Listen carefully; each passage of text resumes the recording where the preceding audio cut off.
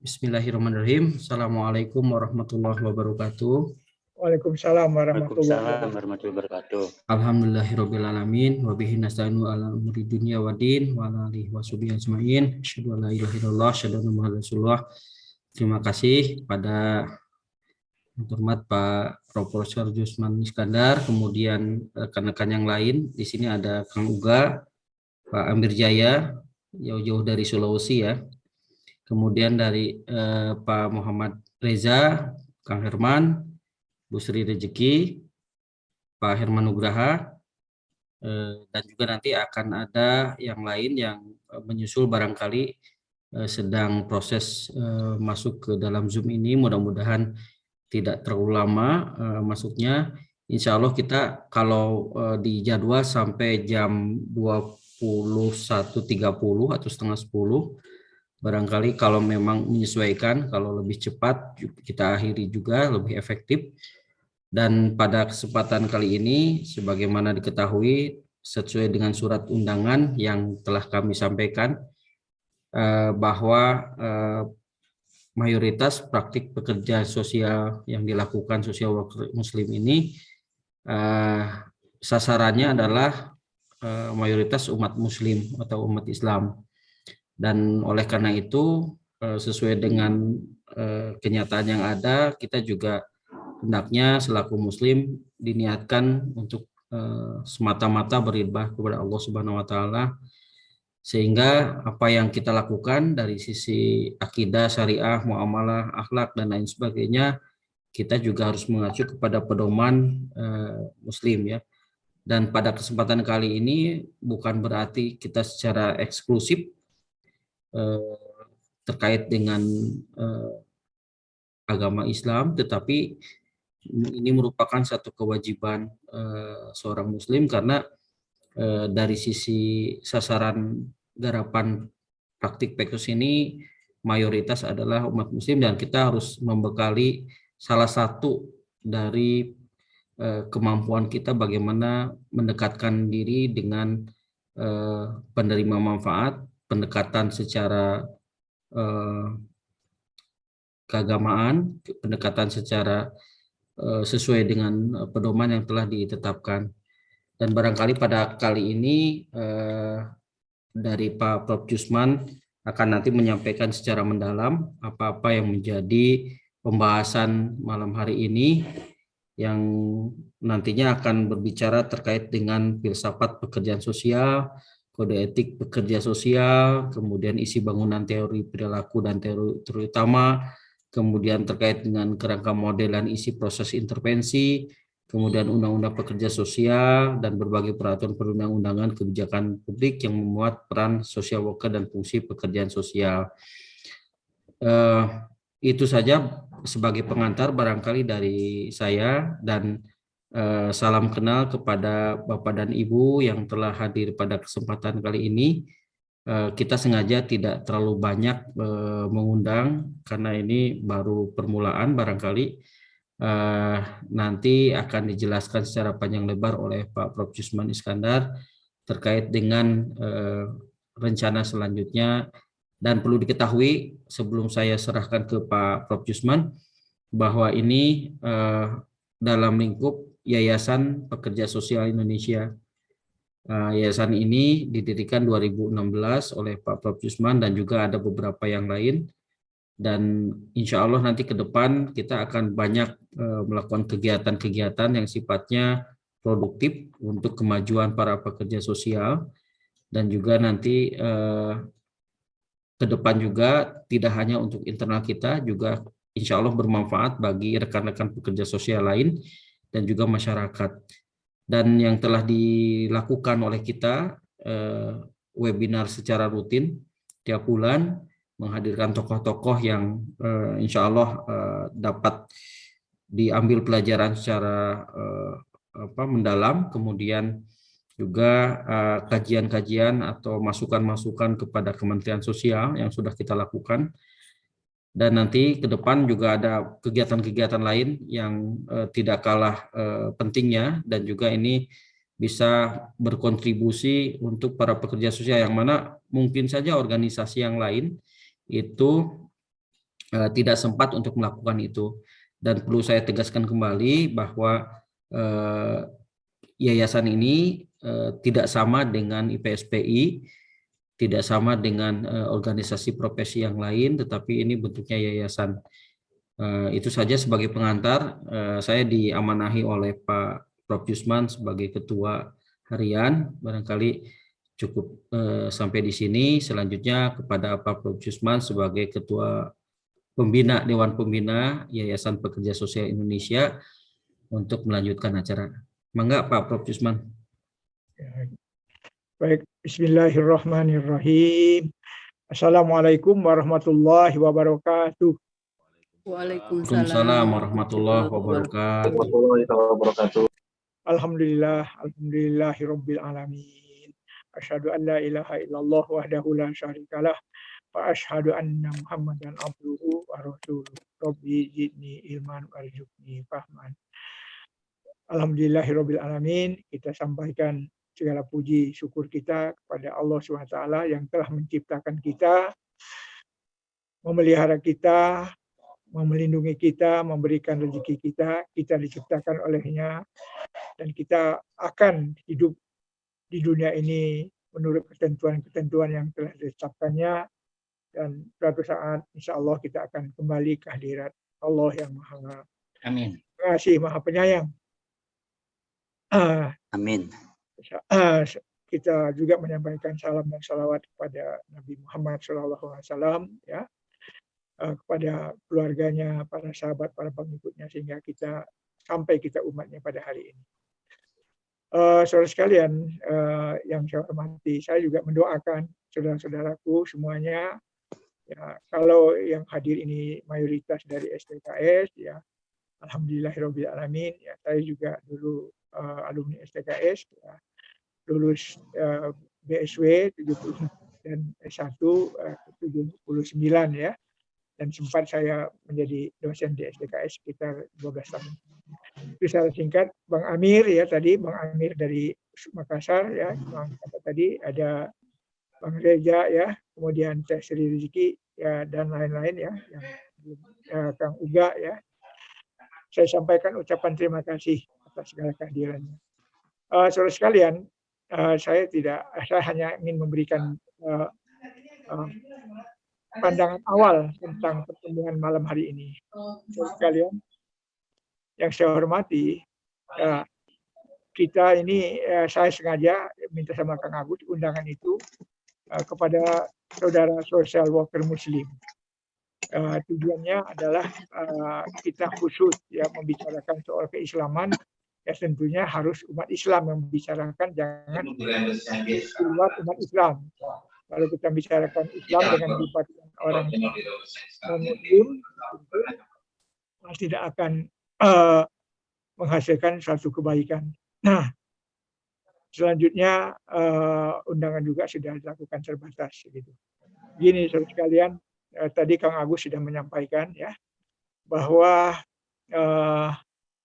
setelah Nabi Adam alaihissalam itu mendapatkan, ya, hukuman dari Allah, ya, dikeluarkan dari surga, maka kalau kita baca dalam surat Al-Quran itu, Allah kemudian menurunkan beliau ke bumi ini, ya, dengan menugaskan beliau Nabi Adam sebagai khalifah, ya, yang fungsinya memakmurkan bumi ini, mensejahterakan bumi. Oleh karena itu beliau diberikan hidayah oleh Allah.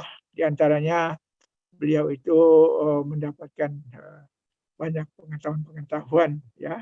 Kemudian yang kedua, tentunya alam semesta raya ini, terutama bumi, ditaklukkan oleh Allah sehingga dapat diisi oleh umat manusia.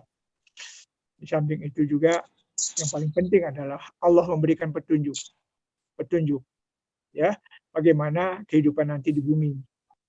Nah, saudara sekalian, kita menyadari betul sebagai seorang Muslim bahwa agama Islam itu tidak ada yang berubah, ya, sejak zaman Nabi Adam hingga Nabi akhir zaman Nabi Muhammad SAW. Hanya beberapa syariatnya yang ada penyesuaian-penyesuaian. Namun hakikatnya bahwa Allah itu Ahad, ya, Allah itu Maha Pengasih, Maha Penyayang. Mungkin kita baca surat Al-Ikhlas itu lebih mudah mungkin, ya, Allah itu Ahad, semua makhluk apapun bergantung, ya, memohon kepada Allah. Allah tidak beranak, tidak diperanakan, dan tidak ada satu pun yang sebanding dengan setara dengan Allah. Nah, sebagai petunjuk, ya, petunjuk itu agama. Nah, agama yang datang kepada kita adalah agama di bawah Nabi Muhammad SAW. Nah, fungsi agama itu ada apa tugas kita, ya, diciptakan Allah. Tadi Kang Agus sudah menyampaikan, ya, dalam surat Al-Zariyat ayat 56. A'udzubillahi minasyaitonirrajim. Wa ma khalaqtul jinni wal insa illa liya'budun.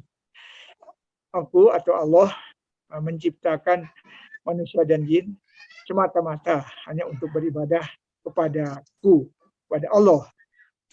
Jadi artinya semua makhluk ciptaan Allah itu mempunyai fungsi, mempunyai tugas, yaitu beribadah kepada Allah.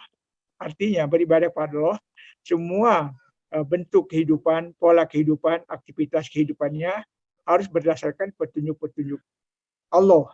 Nah, karena itu agama itu mempunyai beberapa fungsi. Fungsi pertama agama Islam itu adalah sebagai hudan, al-hudan, atau sebagai petunjuk agar kita tidak tersesat.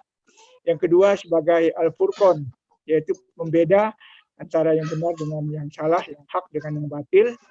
Yang ketiga sebagai rahmat dari Allah, ya, sebagai bentuk kasih sayang dari Allah. Yang keempat fungsinya adalah sebagai pemberi kabar gembira bahwa siapa saja yang beriman, bertakwa, beramal soleh, ya, dan hanya semata-mata kepada Allah, maka Allah menjanjikan kebahagiaan hidup di dunia dan akhirat dan mendapatkan pahala surga. Dan fungsi yang berikutnya adalah fungsi sebagai pemberi peringatan bahwa siapa saja yang hidup dalam jurang kenistaan, ya, Allah akan memberikan azab di dunia ini maupun di akhirat. Dan fungsi yang lain adalah fungsi asyifa, yaitu pengobat penyembuh dari berbagai penyakit-penyakit rohani. Nah, itu adalah fungsi agama kita, dan itu sekaligus juga merupakan fungsi Al-Quran. Nah, saudara sekalian, dengan memahami itu semua, maka pertanyaan kita sekarang, bagaimana fungsi-fungsi tadi dirancang oleh Allah. Karena itu dari berdasarkan fungsi-fungsi tadi, Allah sudah merancang agama kita ini, yaitu dengan tatanan-tatanan yang sempurna. Yang pertama ada sistem akidah. Sistem akidah, belief system, sistem keyakinan kita, sebagaimana saya sudah sebutkan tadi, diantaranya adalah 2 kalimat syahadat, dan ada firman Allah dalam surah Al-Ikhlas, dalam ayat-ayat kursi, ya, surah Al-Baqarah, dan lain semacamnya. Nah, jadi ini pedoman hidup kita, ya, akidah kita, akidah tauhid, ya. Nah, yang kedua yaitu soal syariah, muamalah, hukum-hukum, fikih dan semacamnya, itu bagaimana tata cara kita melaksanakan keimanan kita itu dalam bentuk amal-amal soleh.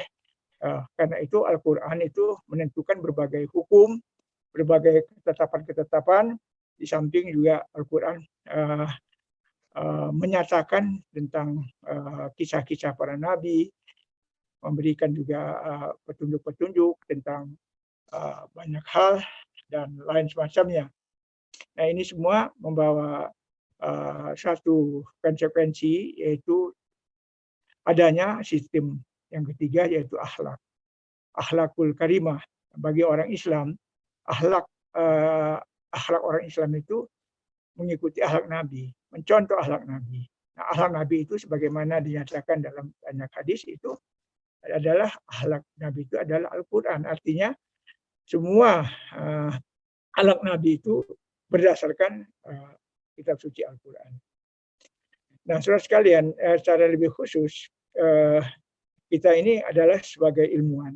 Sebagai ilmuwan yang dalam surat Al-Mujadalah ayat 11, Allah sudah menyatakan bahwa Allah akan meninggikan derajat orang beriman dan beramal soleh pada derajat yang lebih tinggi. Jadi dengan kata lain, ilmuwan, social worker itu adalah salah satu ilmuwan yang mengaplikasikan ilmu pengetahuannya untuk melaksanakan pelayanan pekerjaan sosial. Nah, saudara sekalian, hal yang menjadi penting bagi kita sekarang ini bahwa apa yang kita lakukan itu ya haruslah mengikuti apa yang diinginkan oleh Allah dan mengikuti contoh yang diberikan oleh Nabi Muhammad SAW. Nah, dalam surat Al-Asr yang sudah kita ketahui bahwa kita itu akan rugi kecuali orang-orang yang beriman dan beramal soleh, saling berwasiat dalam ketakwaan dan dalam kesabaran. Dan dalam banyak ayat hal-hal semacam itu. Nah, karena itu pada malam hari ini kita oleh Allah ya, saya ingin mengatakan Allah telah memberikan ya hidayahnya, taufiknya, ada ketentuannya kepada kita untuk menjadi seorang ilmuwan, dan ilmuwan yang kita pilih adalah pada social worker ya. Ada keahlian pekerjaan sosial, social worker. Nah, kita paham betul bahwa pekerjaan sosial itu dibangun oleh dua kerangka. Yang pertama kerangka etik, ya kerangka etik, dan kedua kerangka teknis itu dari Sporin dan semacamnya. Kerangka etik itu adalah kerangka yang memandu agar pekerja sosial itu melakukan penampilan perilaku etik. Nah, perilaku etik ini yang kemudian didasarkan pada filsafat pekerjaan sosial, kemudian dari situ kemudian dikaitkan dengan hak-hak asasi manusia ya. Kemudian dari situ juga ada berbagai macam masukan-masukan dari pandangan-pandangan agama, dan juga ada pemikiran-pemikiran filsafat dan semacamnya. Sehingga dari itu semua kemudian lahirlah kode etik pekerja sosial. Nah, kode etik pekerja sosial ini yang sudah kita ketahui memandu ya praktek pekerjaan sosial yang dilakukan oleh social worker. Saya ingatkan kembali diantaranya tanggung jawab etik social worker terhadap diri dan profesinya, tanggung jawab etik social worker terhadap penerima, terhadap klien, tanggung jawab etik social worker terhadap sejawat social worker, tanggung jawab etik social worker terhadap mitra profesi lain, tanggung jawab social worker terhadap organisasi yang mempekerjakannya, dan tanggung jawab social worker terhadap rakyat atau terhadap publik. Nah, jadi menurut konsepsi pekerjaan sosial, seseorang social worker dia harus menampilkan perilaku etik yang bersumber yang saya sebutkan tadi, dan intinya adalah tanggung jawab etik yang meliputi hal-hal yang sudah saya sebutkan tadi. Nah, bangunan kerangka yang kedua kita sebut kerangka teknis, yaitu seperangkat ilmu pengetahuan dan kecakapan ilmiah yang harus dipraktekkan oleh pekerja sosial. Nah, sumber dari kerangka teknis ini, yang pertama dari filsafat pekerjaan sosial, yang kedua sumbernya dari ilmu-ilmu sosial dan perilaku, seperti sosiologi, psikologi, dan semacamnya. Yang ketiga dari penelitian pekerjaan sosial, ya, social work research. Yang keempat dari praktek pekerjaan sosial yang dilakukan oleh social worker. Nah, karena itu kerangka etik ini dia memuat seperangkat pengetahuan dan kecakapan ilmiah. Karena itu ada definisi batasan tentang pekerjaan sosial, tujuan dan fungsi pekerjaan sosial, ya, kerangka acuan pekerjaan sosial, ya, teori perilaku manusia, teori-teori praktek, ya, kemudian di situ juga ada proses-proses intervensi, metode intervensi, ya, dan seterusnya sampai kepada alat-alat intervensi dan lain semacamnya. Nah, dua kerangka ini kemudian diintegrasikan sedemikian rupa sehingga seorang social worker yang profesional itu adalah orang yang memiliki penghayatan yang tinggi terhadap etika profesinya dan memiliki pengetahuan dan kecakapan yang luas, ya, dari bangunan keilmuannya, dan dari situlah maka social worker melakukan praktek pekerjaan sosial. Nah, praktek pekerjaan sosial ini secara singkat dilakukan dalam berbagai setting. Ada setting COCD, ada setting pelayanan anak, ada setting keluarga, ada setting rehabilitasi sosial, ada setting pekerjaan sosial koreksional, ada setting pekerjaan sosial medis, dan lain semacamnya. Nah, itu secara singkat saya menyampaikan bangunan profesi pekerjaan sosial. Nah, yang jadi persoalan bagi kita sekarang ini, apakah bangunan keilmuan pekerjaan sosial itu sudah sesuai ataukah tidak dengan petunjuk Al-Huda, petunjuk Allah, dengan ketentuan Allah, dengan hukum Allah, sebagaimana sumber hukum Islam itu ada dua, Al-Quran dan hadis sahih. Nah, itu pertanyaan yang mendasar. Misalnya sekarang kita lihat filsafat. Filsafat itu adalah sumber rujukan utama bagi pembentukan kode etik profesi. Nah, saya ingin mengatakan filsafat ini adalah usaha manusia ya, mencari kebenaran secara radikal, ya, mencari kebenaran, hakikat kebenaran secara radikal. Mengapa filsafat lahir? Dulu tidak ada filsafat, yang ada itu agama. Nah, dalam beragama itu sebagian orang itu melaksanakan ajaran agama, kemudian sebagian lagi kafir. Atau sebagian ragu-ragu. Dan mereka yang ragu-ragu dan menolak kafir ini, kemudian mengembangkan pemikiran tentang kebenaran itu bukan lagi dari sumber agama. Mereka menggunakan ya kemampuan akal pikirannya untuk semua kebenaran tadi. Dan inilah yang melahirkan pemikiran-pemikiran yang bersifat filsafat. Nah, karena itu kalau kita baca aliran-aliran filsafat dari Yunani kuno, ya Plato, Sokrates dan semacamnya, maka kita lihat bagaimana perdebatan-perdebatan ya yang mengagungkan kemampuan akal, bahwa kebenaran itu hanya ada jika dapat diterima oleh akal rasional, empirik dan seterusnya. Nah, itu persoalan. Nah, dari selain lari ke filsafat orang yang menolak agama tadi, yang kedua, orang yang menolak agama itu lari kepada pandangan-pandangan yang bersifat mistis. Pandangan-pandangan yang bersifat mistis ini mereka ya menyerahkan diri pada alam, pada gunung, pada lautan, pada segala sesuatu yang kita kenal sebagai paham animisme, dinamisme, dan semacam itu. Nah, yang lainnya adalah timbul yaitu ilmu pengetahuan. Nah, ilmu pengetahuan itu timbul dari kehendak manusia untuk mencari kebenaran juga. Nah, saudara sekalian, nah barangkali yang jadi persoalan kita, bagi orang Islam itu tentu dasar keyakinan sebagai seorang manusia dan sebagai seorang muslim dan sebagai seorang sosok, ya harusnya akidah, sistem akidah, bukan dari filsafat yang buatan manusia. Nah, itu yang barangkali yang jadi pemikiran saya, ya bahwa kita tidak bisa menampilkan perilaku etik kita menurut pemikiran-pemikiran manusia, tapi harus menurut apa yang diinginkan oleh Allah. Bagaimana Allah menentukan perilaku manusia? Misalnya teman-teman bisa lihat pada surat Luqman ayat 12 sampai 19, yaitu ya itu tentang akhlak ya, dimulai dari kita wajib bersyukur sama Allah sampai dengan yang terakhir ayat 19 ya, tidak boleh berlaku sombong dan takabur dan seterusnya. Demikian juga dalam surat Al-Mu'minun ayat 1 sampai ayat 11 ya. Surat Al-Isra ya. Kemudian surat Al-Furqan ya.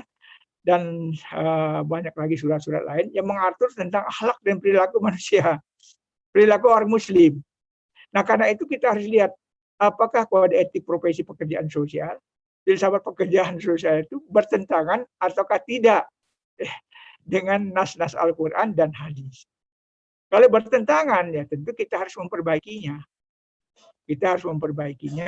Ya bagi social worker yang muslim, tentunya bagi social worker yang tidak muslim ya barangkali nggak ada masalah. Tapi bagi kita yang muslim, ya kita harus tunduk pada hukum Allah bahwa akhlak itu seperti ini. Nah, kemudian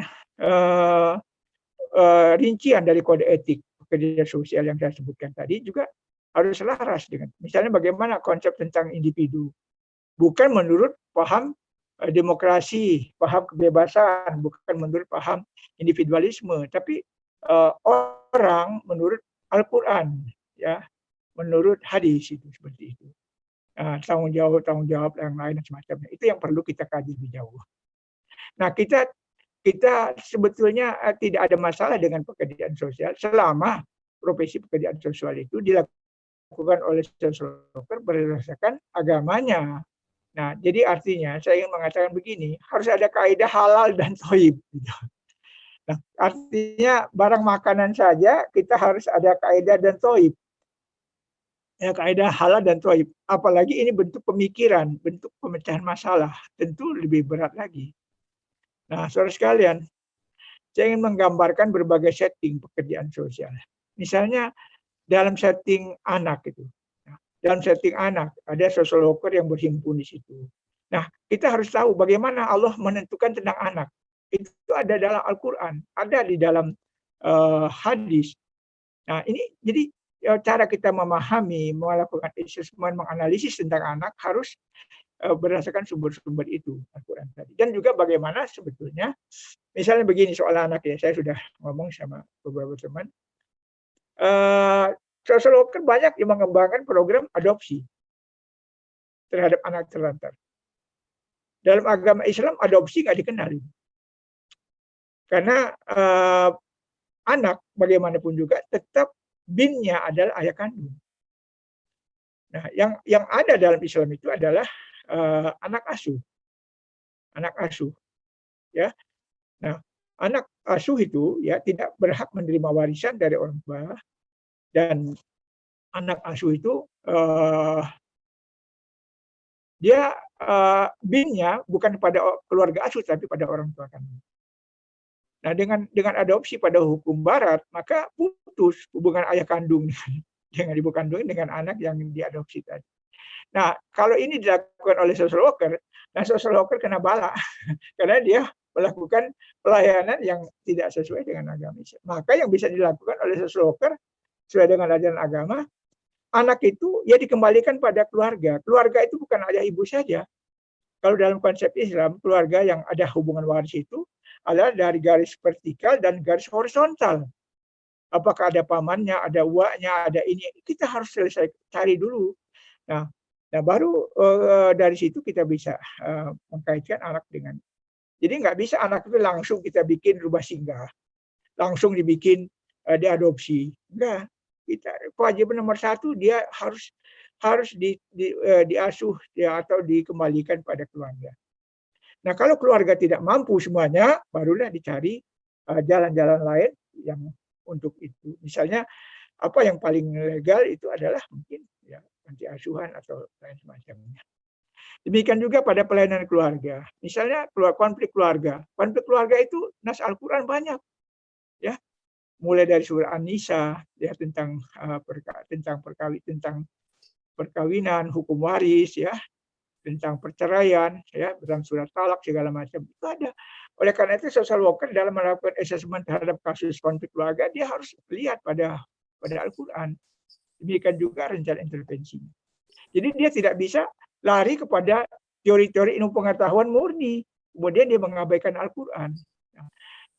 Kita khawatir betul, jangan sampai kita ini sudah habis-habisan bekerja, tapi di mata Allah tidak berkah atau tertolak. Itu yang saya khawatirkan itu.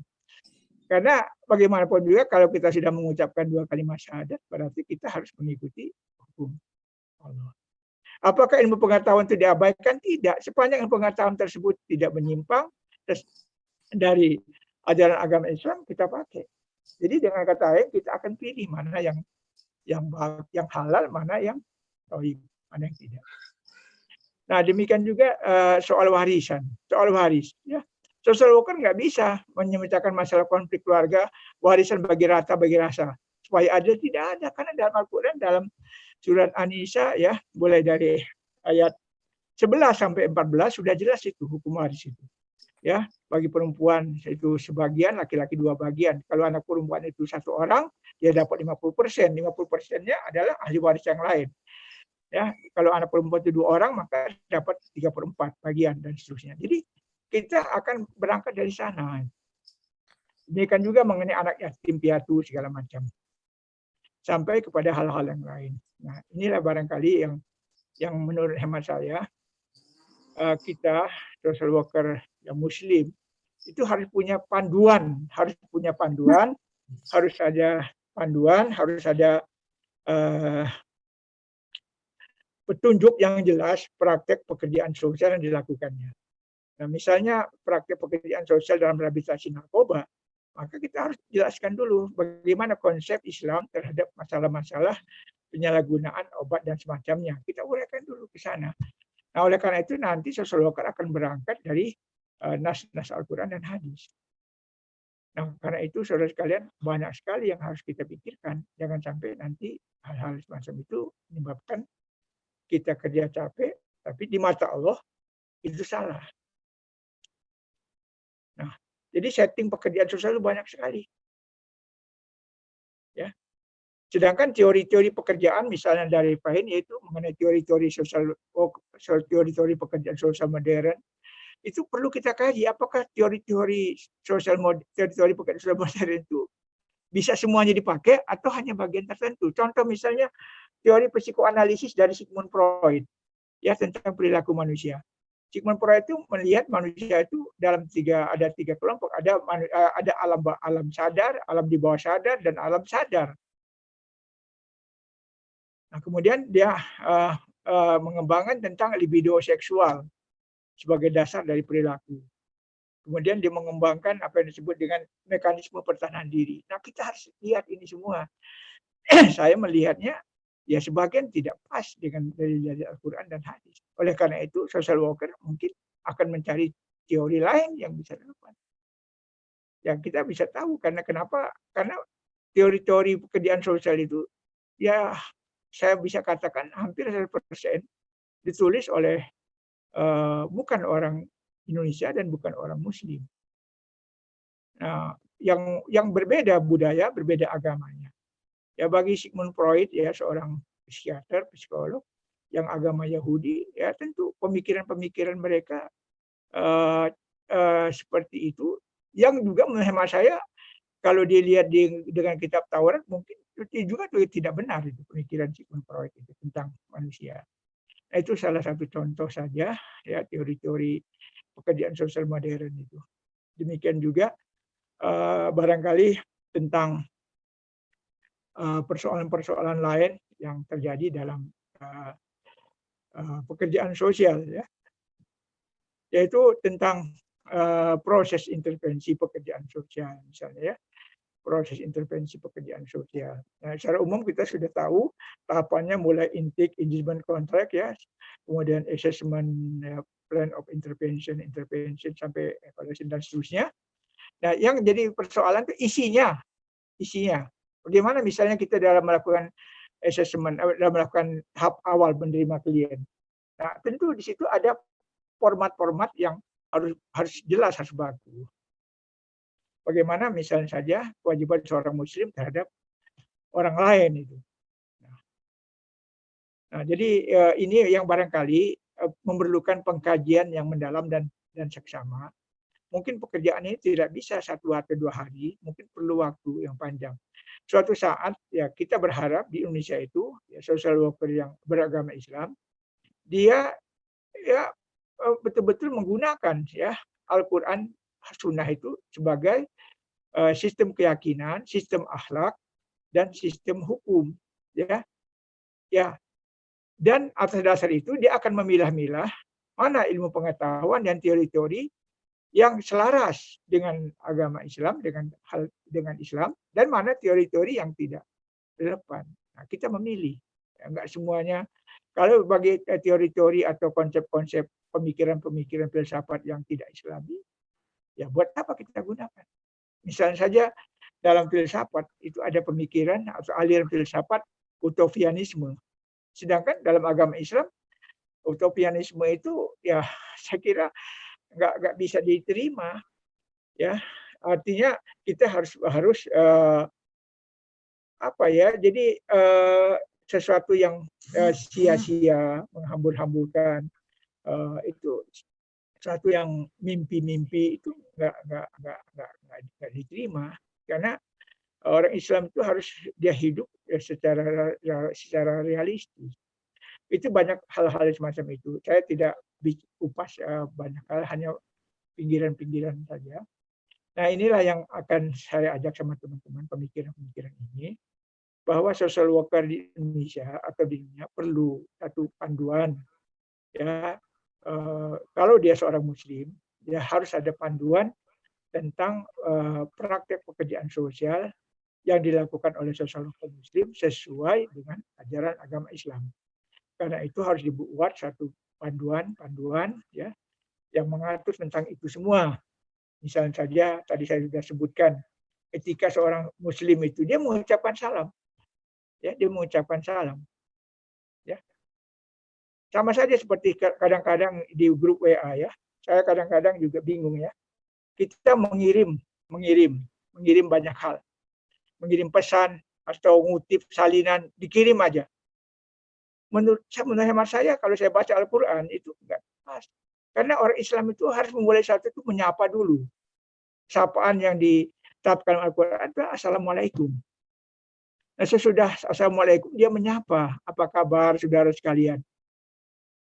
Nah, kebanyakan orang-orang Islam kan enggak kirim, dia ngambil dari orang lain macam. Nah, ini saya kira, aduh, saya khawatir dengan surah Al-Hujurat nanti. Di situ ada prasangka, ya, di situ ada macam-macam, ya, hal-hal yang tidak baik. Nah, ini contoh-contoh saja. Social worker jangan sampai terjebak seperti hal demikian. Nah, oleh karena itu ada etika, saya katakan tadi, pada etik pekerja sosial itu, bagi yang Muslim tentu harus ada revisi, harus ada pengkhususan, dan segala macamnya. Nah, terus sekalian, itulah. Jadi kalau saya ditanyakan, apakah profesi pekerjaan sosial harus dianggap haram? Tidak. Saya tidak menganggap itu haram. Hanya ada konten teori, konten filsafat, ya, konten model-model itu perlu kita kaji kembali. Mana yang baik, mana yang halal, mana yang tidak baik, ya kita buang.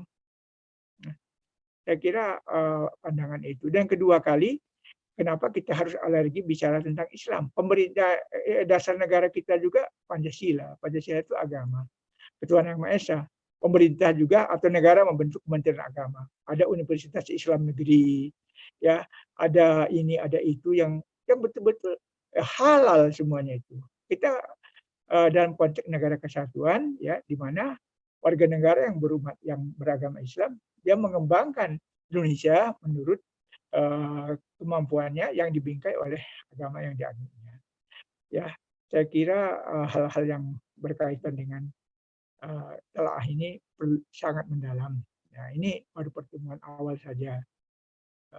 Apakah kalau ada pertanyaan berikutnya, apakah tidak cukup apa-apa yang sudah dibuat dalam, nah, selanjutnya undang-undang, saya lupa lagi ada undang-undang pekerja sosial. Kita harus kaji apakah bab dan pasal undang-undang pekerja sosial itu ada enggak yang bertentangan dengan Al-Quran dan Hadis. Kalau tidak bertentangan, ya kita pakai. Kalau itu bertentangan, misalnya begini, ya, pemberian gelar itu harus halal dan thayyib. Artinya seorang dokter, dia harus lulus sekolah kedokteran selama 5 tahun. Baru dia bisa memperoleh itu dan pendidikan profesi.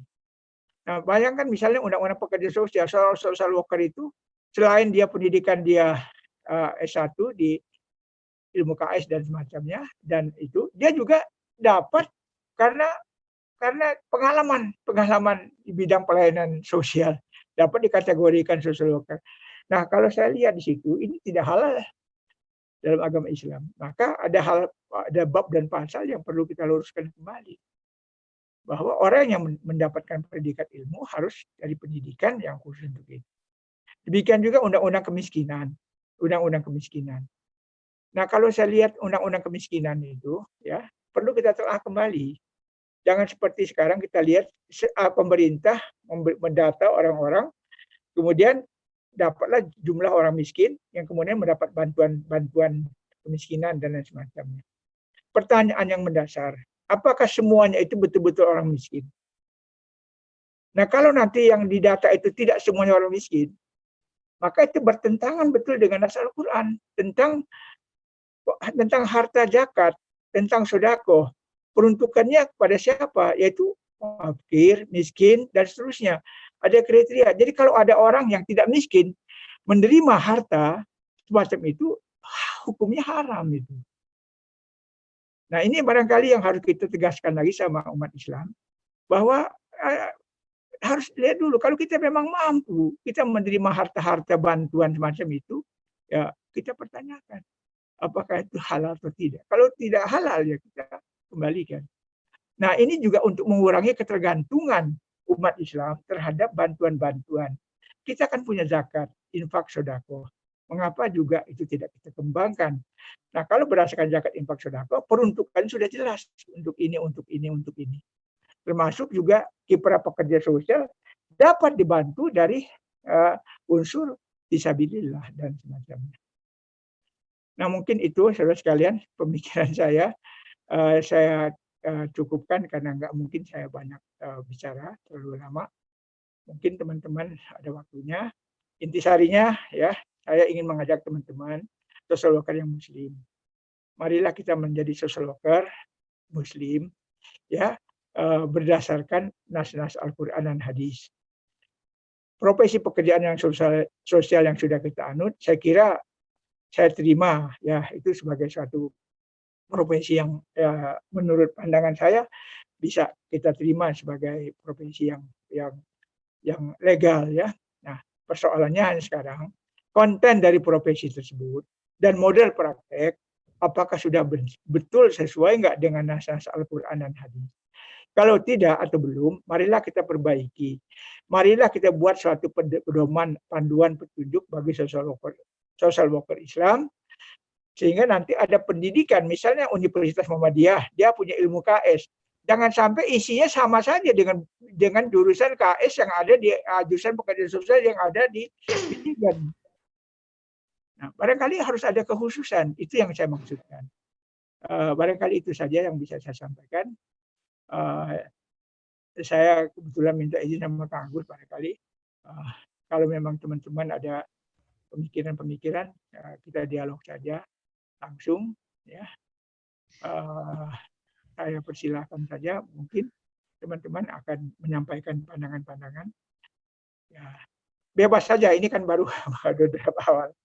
Ya, kita yayasan ini berbadan hukum, jangan khawatir ya. Berbadan hukum ada SK Menkumham dan akte notaris. Kita halal legal melakukan Zoom meeting ini. Insyaallah. Baik, saya kira mungkin Kang Makmur Rijal dulu yang sudah hadir, tadi saya lihat mungkin mau bicara. Ya. Silakan. Terima kasih. Assalamualaikum warahmatullahi wabarakatuh. Waalaikumsalam warahmatullahi wabarakatuh. Waalaikumsalam warahmatullahi wabarakatuh. Alhamdulillah wassalatu wassalamu ala Rasulillah wa ala alihi wa sahbihi wa mawalah. La haula wa la quwata illa billah. Allahumma shalli ala sayyidina Muhammadin wa ala ali sayyidina Muhammad. Amma ba'd. Terima kasih Pak Prof. Yusman. Alhamdulillah kita bisa bertemu, bertatap muka, bertatap wajah walaupun dalam Zoom meeting. Kang Agustus Fajar nih teman saya, dah lama nggak ketemu ini. Dulu sering ketemu waktu saya masih di Dinsos ya, beliau di Cimahi. Teman-teman Kang Amir Jaya, wah alhamdulillah ada Kang Amir juga. Ya, ketemu lagi Kang Amir ya. Ini teman-teman semua. Sebenarnya kemarin memang Pak Prof ngontak ke saya. Kebetulan saya baru pulang dari Bekasi malam-malam, jadi ya mungkin baru diundangnya besok sorenya gitu ya. Nah, saya undang teman-teman alumni DKM Al Ihsan. Mohon maaf memang tidak semuanya, tapi kita lebih dari 30 termasuk yang ada di grup dan di luar grup. Bahkan sebenarnya ada yang di luar alumni, sebenarnya kita juga ngajak kepada alumni-alumni STKS atau sekarang Poltekkes. Jadi apa yang disampaikan oleh Pak Yusman, khususnya kepada saya kemarin tentang ya kita ingin, intinya pertama barangkali mungkin ingin bersilaturahim terlebih dahulu ya Prof ya, karena sudah begitu lama. Ini aja di grup DKM juga memang ya begitulah, aktif tidak aktif ya, saya juga jarang muncul atau ya hanya menyimak saja, mungkin barangkali seperti itu. Saya sambut dengan baik apa yang diusulkan oleh Pak Yusman untuk kita sama-sama kita minimal dengan Zoom meeting ini. Dulu DKM pernah kumpul ya di Masjid Al Ihsan yang baru dulu. Ya. Tahun berapa saya lupa lagi, 2014 itu. Iya, sekitar 2014. 2014 ya. Walaupun hanya sebentar di masjid, kita hanya ngumpul aja, ngariung lah istilahnya. Kita sih inginnya ada program lanjutan gitu ya. Waktu ada Kang Imron, sebenarnya udah diundang. Kang Imron ketua alumni. Iya, Kang Imron ini kebetulan sebenarnya diundang juga sebenarnya, cuma belum muncul ya. Jadi saya sangat apa istilahnya, apa yang disampaikan Pak Prof tadi, saya sangat setuju sekali kalau memang kita yang semuanya alhamdulillah berlatar belakang profesi pekerjaan sosial, itu tentunya baik secara formal maupun informal barangkali kita sudah menjalankan apa-apa yang disampaikan ketika waktu kuliah ya, kita terima waktu kuliah ilmu profesi pekerjaan sosial ya. Saya sendiri juga memang terakhir ini memang bergelut tidak di lingkungan sosial ya, tapi saya di Dinas Tenaga Kerja. Tapi banyak sekali, sangat berkaitan sekali, bahkan banyak sekali manfaat-manfaat yang diperoleh dari profesi pekerja sosial di dalam bidang tugas saya. Karena memang ini sangat berhubungan sebetulnya. Karena terakhir saya bertugas di Balai Latihan Kerja, itu juga memang untuk memberikan kemampuan kompetensi pada generasi muda. Sebenarnya tidak jauh berbeda kalau di dinas sosial juga banyak unit-unit pelaksana teknis atau dulu disebutnya panti sosial yang memang melakukan upaya-upaya baik itu bersifat rehabilitatif maupun pengembangan ya, yang di dalamnya juga ada pendidikan vokasi, gitu kan, ada pelatihan vokasi. Nah ini kami juga kemarin di pelatihan vokasi itu sebetulnya bisa berkolaborasi ya. Saya juga kenapa dari dulu dinas sosial tidak pernah berkolaborasi dengan dinas tenaga kerja gitu ya. Padahal itu punya kolerasi lah seperti itu gitu. Walaupun mungkin kalau dinas sosial punya nilai plusnya itu adalah kita melakukan praktek pekerjaan sosial di sana dari segi proses rehabilitasi atau proses praktek-praktek pekerjaan sosial yang kemudian dikuatkan dengan pendidikan, pengembangan, pemberdayaan melalui keterampilan di dinas sosial ada, sebenarnya kan. Nah ini secara umumnya seperti itu. Gitu ya. Nah di dalam pelaksanaannya tadi yang disampaikan oleh Pak Prof bahwa memang kita harus diwarnai oleh nilai-nilai pekerjaan sosial dengan latar belakang terutama ya masyarakat kita yang memang mayoritas Muslim beragama Islam. Dalam pelaksanaan juga tentunya harus kita diselaraskan dengan aturan-aturan, norma-norma, nilai-nilai agama kita, agama Islam. Karena memang sebagian besar kalau di wilayah barat, mungkin di Jawa Barat, Sumatera, Kalimantan, Sulawesi, barangkali mungkin itu banyak ya yang ini. Walaupun mungkin kalau daerah timur mungkin agak lain, tapi memang tentunya profesi pekerjaan saya warna keagamaan terus dimasukkan gitu ya, seperti itu. Ini mohon maaf juga saya juga waktu terakhir ketika saya harus dalam membuat disertasi itu, dalam disertasi saya walaupun saya dalam disertasi saya itu adalah manajemen pendidikan, itu bagaimana warna spiritual itu harus melingkupi semua prospek manajemen dalam pendidikan. Nah, seperti itu juga seperti dalam profesi pekerjaan sosial. Ya tentunya kita di samping nanti secara keilmuan memang kita mengacu kepada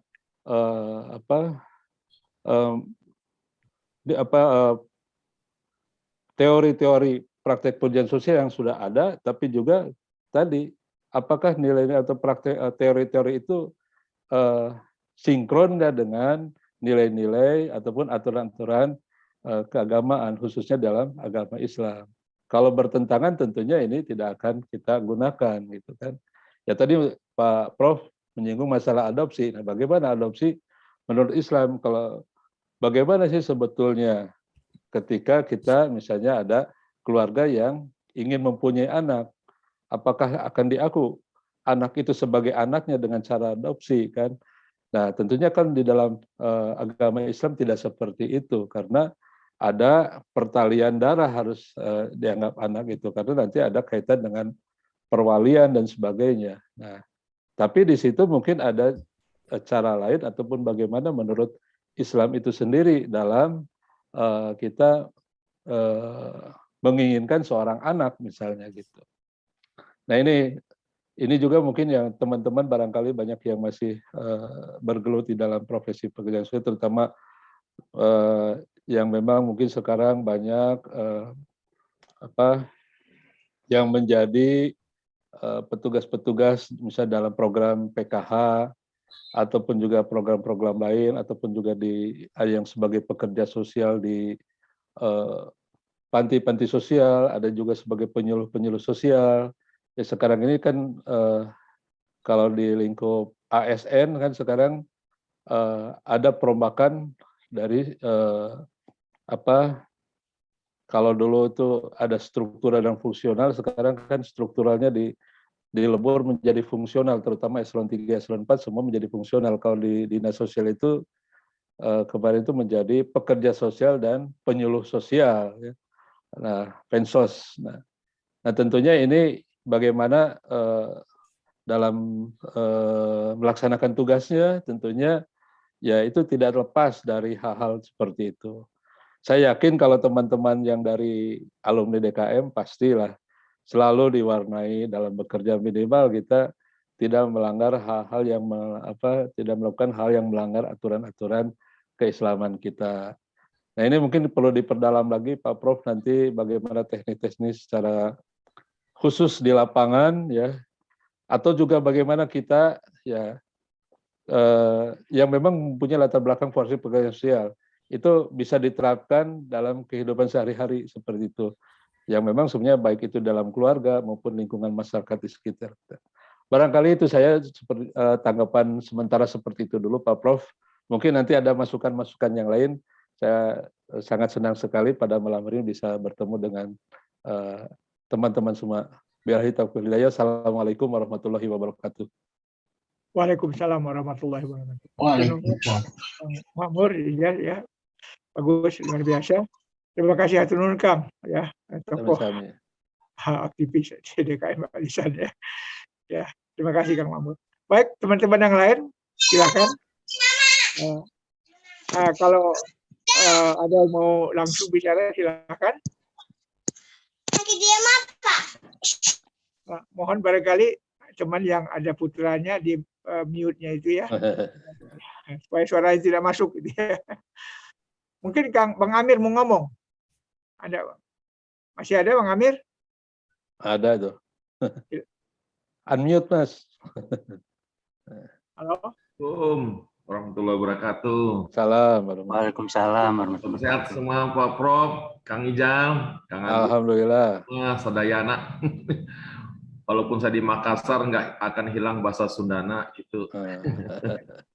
Alhamdulillah dapat bersilaturahmi kembali apa yang disampaikan tadi Kang Ijal, Pak Prof. Ya, pada dasarnya saya kembali mengenang kembali masa-masa waktu aktif di DKM, tidur di mihrab, masak di dapur, ya. Banyak sekali hal-hal yang sudah kami lakukan, baik secara ilmu-ilmu keagamaan maupun ilmu profesi. Hal yang menarik sekali waktu pernah juga kami lakukan mengadakan semacam workshop dengan Yayasan Haji Kala, Pak Prof. Yayasan Haji Kala itu punya relawan yang memang mereka diterjunkan ke desa-desa terpencil. Ya, tugas mereka lebih dominan di nilai-nilai keagamaan. Suatu saat dari ketua yayasan tertarik dengan profesi pekerja sosial. Dia datang ke dinas sosial bahwa ada pekerja sosial di sini. Akhirnya kami sharing dengan beberapa teman-teman dan dipanggil untuk memberikan informasi-informasi tentang permasalahan kejahatan sosial. Baru teman-teman terbuka di sana ternyata permasalahan kejahatan sosial sangat kompleks sekali yang ada di lingkungan tugas mereka. Di satu sisi ada hal yang menarik sekali bahwa mereka waktu kita menyampaikan permasalahan tentang wanita tunasusila, terus ada waria, ada itu, mereka sangat menolak sekali hal itu. Jadi intinya bahwa ini bukan masalah sosial, dikatakan demikian. Wah, itu bukan masalah sosial. Saya bilang ini nyata di lingkungan masyarakat ada, dan ini menjadi tanggung jawab pemerintah, kita semua bagaimana mengatasi permasalahan ini. Nah, itu yang menjadi kendala kami sendiri. Ya, memang secara proses waktu berjalan, ternyata permasalahan-permasalahan yang ada di masyarakat sampai ini tidak ada yang berkurang, justru bertambah, bahkan baik volume maupun permasalahan sosialnya. Jadi intinya kami dengan teman-teman di sini, baik pekerja sosial baik secara fungsional maupun yang non ASN, ya kami berusaha untuk melakukan ya tugas-tugas kemanusiaan yang jelas itu nilai-nilai keagamaan, karena di sini juga mayoritas, dan itu sangat sangat fanatik sekali. Kalau kita kecuali di daerah Tanah Toraja atau Toraja Utara, memang itu mayoritas adalah agama Islam. Kita menyesuaikan kalau suatu saat kami bertugas di sana. Jadi intinya apa yang disampaikan Pak Prof tentang kerangka-kerangka filsafat, dan itu terus tulisan-tulisan Pak Prof yang ada di grup Ahlisan ini sangat menambah pengalaman kami, dan insya Allah hal-hal yang mendasari, walaupun kalau kita pelajari Al-Quran sampai hadis ya itu saja, hanya mungkin pengembangan tadi Pak Prof katakan tentang ini, ternyata wah begitu menarik sekali kalau kita belajar dari seorang ustadz. Oh, dia hanya menjabarkan ini, ternyata seorang Profesor Pak Jusman ini sudah bisa dua sisi, di sisi sebagai ustadz juga, di satu sisi sebagai seorang ilmuwan di profesi pekerja sosial. Jadi itu yang saya sampaikan, Prof, dari Profesor Selatan Makassar. Ya, waktu terakhir ketemu dengan Pak Prof itu 2019 waktu ada kongres di STKS Bandung. Alhamdulillah beliau masih semangat, Prof, masih muda walaupun sudah kepala 73. Terima kasih, Prof. Kami semua dan keluarga sehat-sehat di Makassar. Ya, terima kasih Bang Amir ya. Alhamdulillah. Terima kasih Bang Amir ya, yang semangat ya. Aktivis DKM dulu ya. Ya, siap, Prof. Alhamdulillah. Anggota birokrasi ya, sekarang udah fungsional Bang Amir ya. Fungsional, Prof. Mulai dari terangkat, Prof, sampai sekarang. Dari pekerja sosial kecamatan, waktu ditugaskan di perbatasan Sulawesi Tengah, Sulawesi Selatan, di daerah Kecamatan Mangkutanah, itu benar-benar tidak ada listrik, Prof. Iya. Sana. 3 tahun, Prof, di sana. Ya, alhamdulillah Bang Amir ya, kita bisa silaturahim ya. Baik, terima kasih. Atur nuhun Bang Amir ya. Sama-sama, Pak Prof. Baik, saya persilakan yang lain dulu. Siapa yang mau bicara? Yang hadir? Mas Heru barangkali, Pak. Ya, silakan Mas Heru. Ya. Silakan Mas Heru. Terima kasih Profesor Yusman Iskandar. Ya, alhamdulillah, terima kasih Mas Heru. Lama tak jumpa, kemudian para senior, teman-teman, dan semua yang bisa hadir malam ini. Terima kasih atas waktunya. Assalamualaikum warahmatullahi wabarakatuh. Waalaikumsalam Waalaikumsalam. warahmatullahi wabarakatuh. Warahmatullahi wabarakatuh. Ya, saya tertarik sekali tadi barusan di invite sama Kang Agus tentang tema ini. Saya 2015 pernah diminta mengisi tentang tema yang sama ini juga di adik-adik angkatan di diploma 4. Waktu itu diminta mengisi, Pak Heru tolong coba berpaparan sekitar satu tema tentang perspektif Islam tentang Peksos. Saya sampaikan waktu itu di aula apa ya itu di mana di ruang kelas. Kemudian saya sampaikan sesungguhnya Islam itu memang seluruh ajarannya memang sangat menghargai kemanusiaan, sangat menghargai martabat manusia, kemudian respect terhadap kemuliaan orang, kemudian berpikir solutif, memberikan perhatian kepada yang kurang seperti itu. Kemudian saya sampaikan, saya kemarin waktu bikin tesis di STKS itu tentang kemiskinan, saya menukil banyak kitab-kitab para ulama tentang, saya temanya kemiskinan ya. Jadi tentang penjelasan para ulama tentang definisi miskin, parameter miskin yang itu lebih real daripada buku-buku lain yang selain kitab-kitab fikih. Misalnya tentang definisi, sampai hari ini kan kalau kita bicara di tingkat nasional maupun internasional, ketika mendefinisikan miskin pasti ngambang. Tetapi ketika kita buka kitab-kitab fikih, jelas jawabannya orang fakir itu parameternya ini, orang miskin parameternya ini. Jadi lebih mudah untuk dijalankan. Seperti itu. Kalau tema-tema lain yang bersifatnya mungkin ke masalah terapi dan lain-lain, mungkin itu lebih banyak kepada sifat kalau dalam Islam itu misalnya ada dakwah bil fard, dakwah secara pribadi. Jadi mendekati orang sesuai dengan tipikal masing-masing. Bagaimana Rasulullah SAW dan itu menghadapi satu orang yang Yahudi, menghadapi satu orang lagi yang orang Islam berbeda pensikapannya. Seperti itu. Itu menunjukkan bahwa menghadapi orang per orang itu harus unik dalam bergaul seperti itu. Kira-kira sementara itu dulu. Matur suwun atas waktunya. Ya, terima kasih Mas Heru ya. Terima kasih benar ya. Alhamdulillah Mas Heru ya. Mungkin nggak sempat bertemu dengan saya ya. Saya hanya 12 tahun ya, kurang dari di Istria udah itu kabur dari STKS ya. Ya, baik, terima kasih Mas Heru ya atas pemikirannya tentang nilai-nilai Islam mewarnai profesi pekerjaan sosial. Baik, teman-teman yang lain silakan. Ada Bang Amiruddin Idris tuh. Iya, Amiruddin Pak Idris, Amiruddin Idris, mangga. Ah, Silakan. dari Bima, dari dari NTB. Silakan Bang Amir. Amiruddin Idris. Unmute Mas. Ya. Apa bisa didengar suara saya? Ya, Jelas, bisa. jelas. Bisa Pak, bisa. Alhamdulillah. Jelas, Bang. Bismillahirrahmanirrahim. Alhamdulillah wa syukurillah wa ni'matillah wa la hawla wa la quwata illa billah.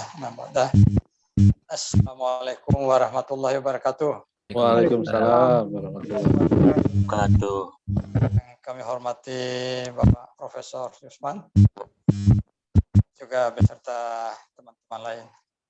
Alhamdulillah, ini barangkali walaupun kita sering lihat di WA, ini rupanya katakanlah pertemuan perdana ini barangkali. Makanya pada kesempatan ini Pak Prof dan teman-teman sekalian, mungkin saya tidak banyak bisa bicara terutama yang terkait dengan kajian-kajian ini, tetapi ya di dalam pertemuan ini saya merasa bersyukur. Untuk itu saya menyampaikan beberapa saja. Pertama, ini mungkin momen silaturahmi kita. Jadi saya merasa bangga dan bahagia bisa bertemu lagi dengan Pak Profesor beserta para sahabat-sahabat lain. Sehingga barangkali di kesempatan ini banyak hal yang bisa bermakna bagi kita ke depan. Yang kedua, setelah kita mendengar banyak dari Pak Profesor tadi, ya tersentak juga. Karena selama ini kita terbelenggu dengan ilmu Peksos itu sesuatu yang sudah cukup baik sebetulnya pemahaman kita selama ini. Ternyata setelah sedikit, apalagi nanti setelah diberikan pencerahan lebih banyak tentang telahan-telahan nilai-nilai Islam, ternyata masih banyak harus kita benahi di dalamnya. Namun demikian yang selama ini kita bahwa melaksanakan praktek perjuangan itu punya nilai ibadah. Jadi kita melaksanakan nilai-nilai Islam juga sebetulnya selama ini. Tapi setelah kita mendapatkan pemahaman baru lagi dari Pak Yusman, maka alhamdulillah mudah-mudahan ke depan kita lebih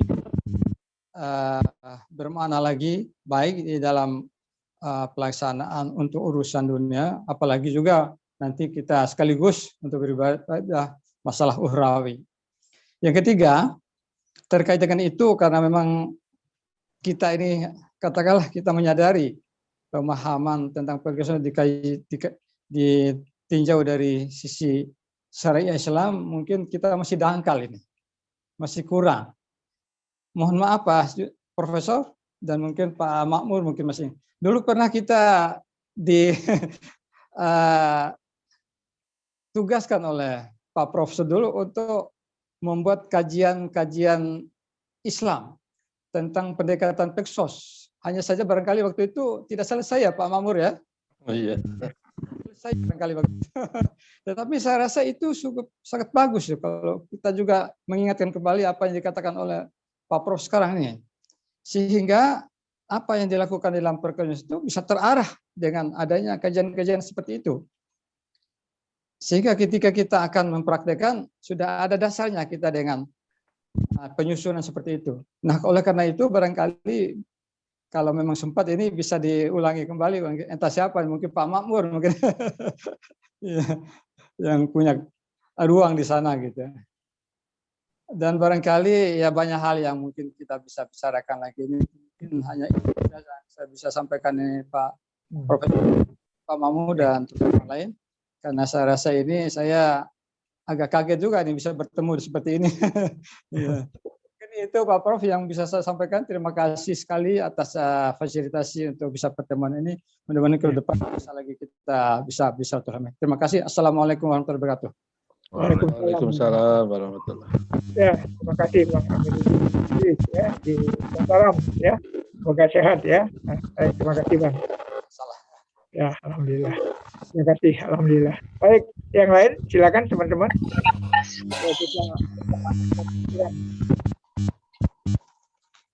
Apa yang mau masuk?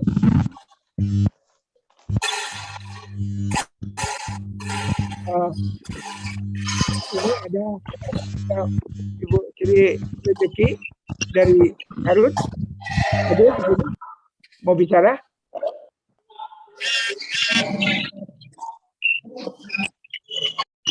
Untuk sementara belum, Prof. Belum, ya baik. Ibu Dewi, boleh, Prof. Silakan. Makasih Pak Yusman. Saya jadi tiba-tiba teringat dengan bukunya Elizabeth apa namanya itu yang menulis buku tentang Death and Dying, Kibler, tentang tahapan-tahapan tentang orang yang akan meninggal. Beliau di mukadimahnya, di kata pengantarnya itu mengatakan begini, bahwa kan itu buku itu ditulis atas dasar riset beliau di Kibler itu riset di rumah sakit terhadap orang-orang lansia yang menjelang meninggal. Makanya bukunya Death and Dying.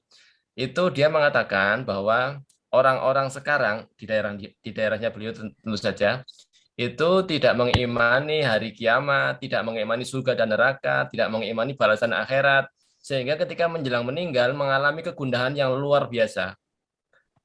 Seperti itu. Artinya itu sebenarnya poin itu penting, bahwa orang itu menjadi sejahtera secara luas itu termasuk menjelang meninggal adalah perilaku selama hidup sebelum meninggal itu harus dibangun di atas keyakinan bahwa kita pasti akan kembali ke akhirat, sehingga di dunia harus hati-hati, berbuat baik semaksimal mungkin, dan itu juga menjadi inspirasi buat Peksos bahwa memperbaiki orang itu harus didasarkan kepada frame yang lebih jauh daripada keberfungsian saat ini, tapi keberfungsian sampai akhirat seperti itu.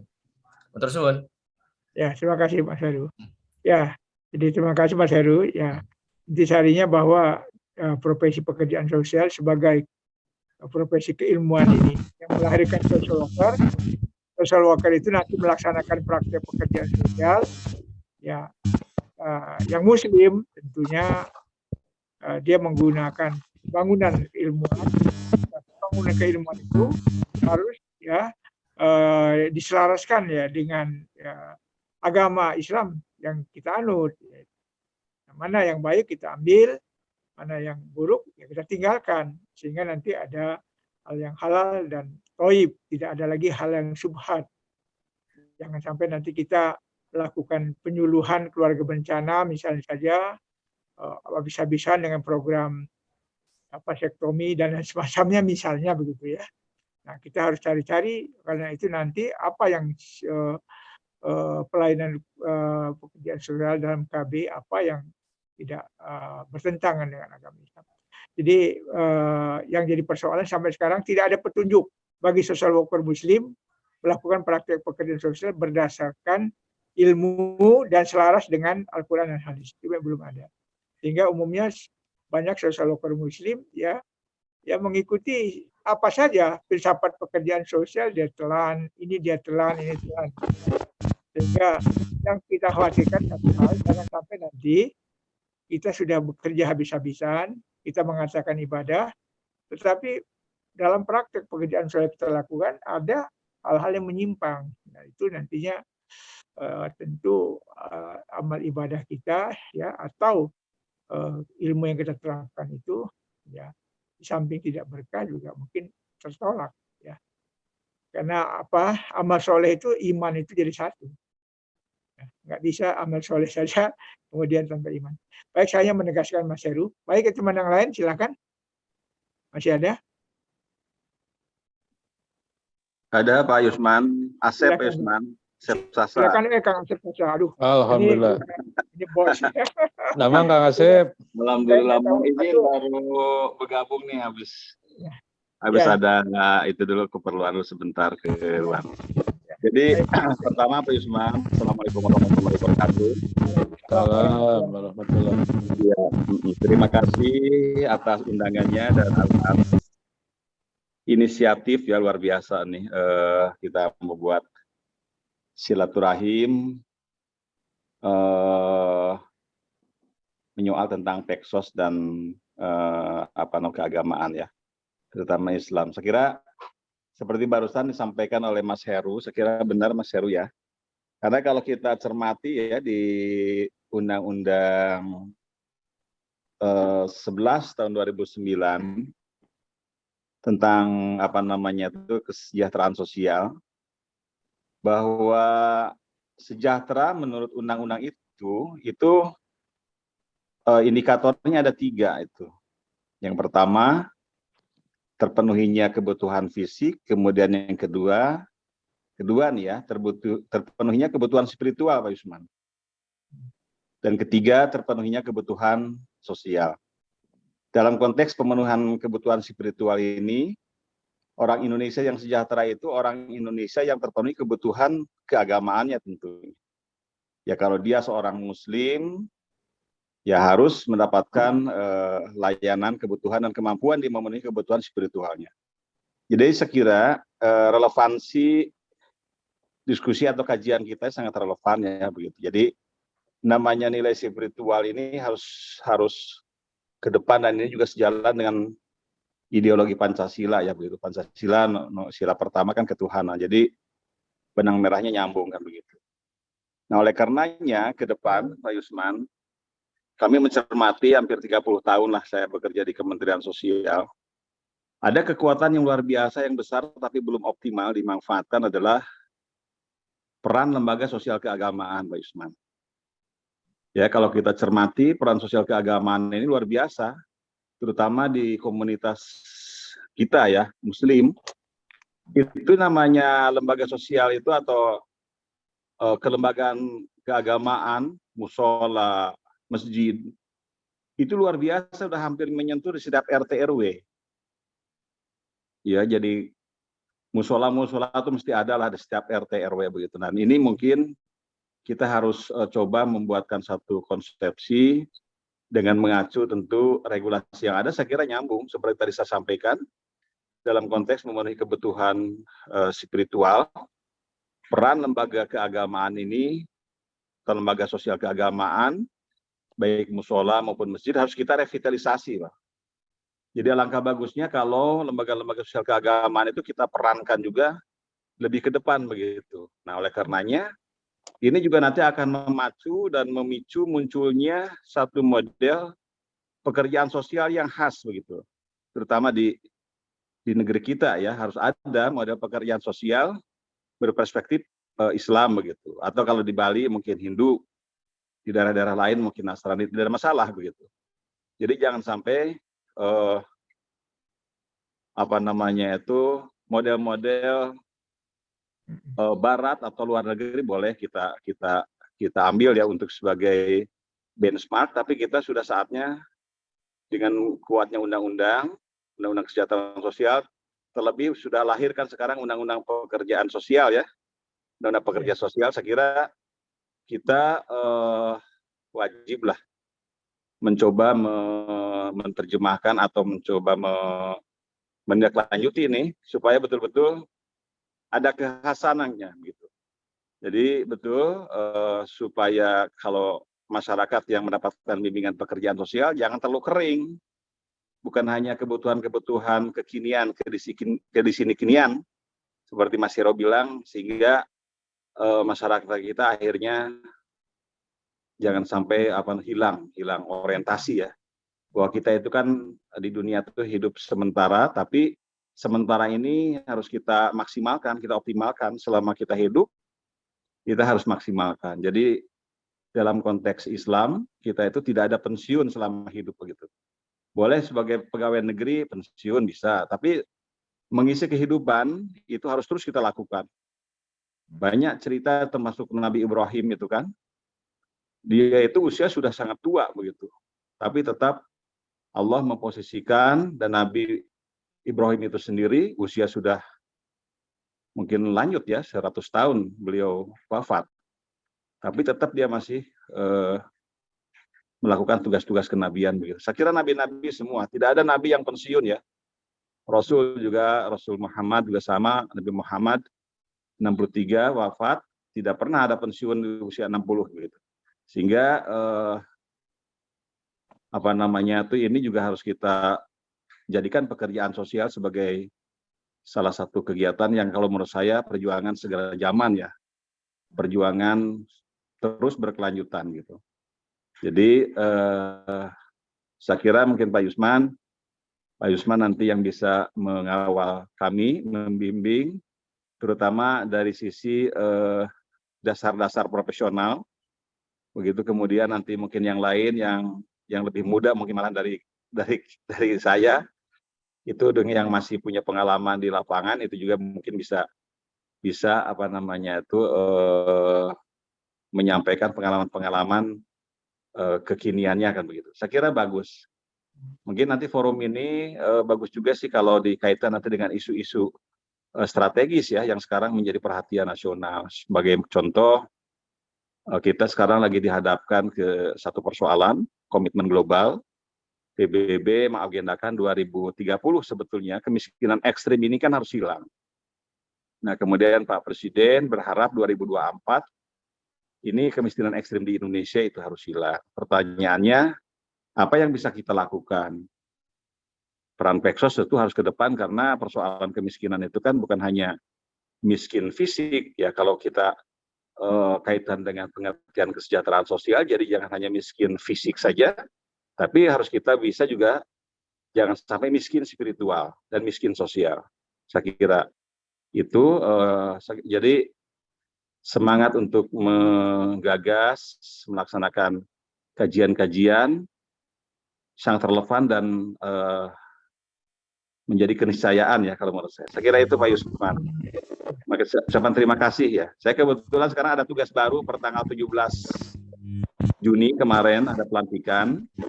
Sebelum Sebenarnya kan saya mendapatkan amanat sebagai Dirjen Penanganan Fakir Miskin 2 tahun. Selama masa COVID nih, masa COVID selesai, saya dipulangkan menjadi staf ahli lagi, saya kira bagus ya. Hingga ada kesempatan nanti untuk diskusi soal kajian-kajian yang relevan dengan masalah yang dihadapi negara kita. Itu mungkin Pak Yusman dari saya. Terima kasih atas kesempatannya. Terima kasih. Alhamdulillahirrahmanirrahim. Ya, saya gembira sekali dan merasa bangga Kang Asep bisa masuk. Saya memang minta tolong sama Kang Muhammad Rijal, tidak langsung ya. Insya Allah Kang Asep ya, apa yang digagas tadi kita akan coba lakukan ya. Jadi begini, Yayasan Pekerja Sosial ini banyak aktivitas yang dilakukan. Jadi kita lakukan secara simultan gitu ya, baik pemikiran maupun nanti aksi-aksi sosialnya secara bertahap. Insya Allah kita bantu Kang Asep ya, seperti itu. Baik, yang lain ada yang mau bicara lagi?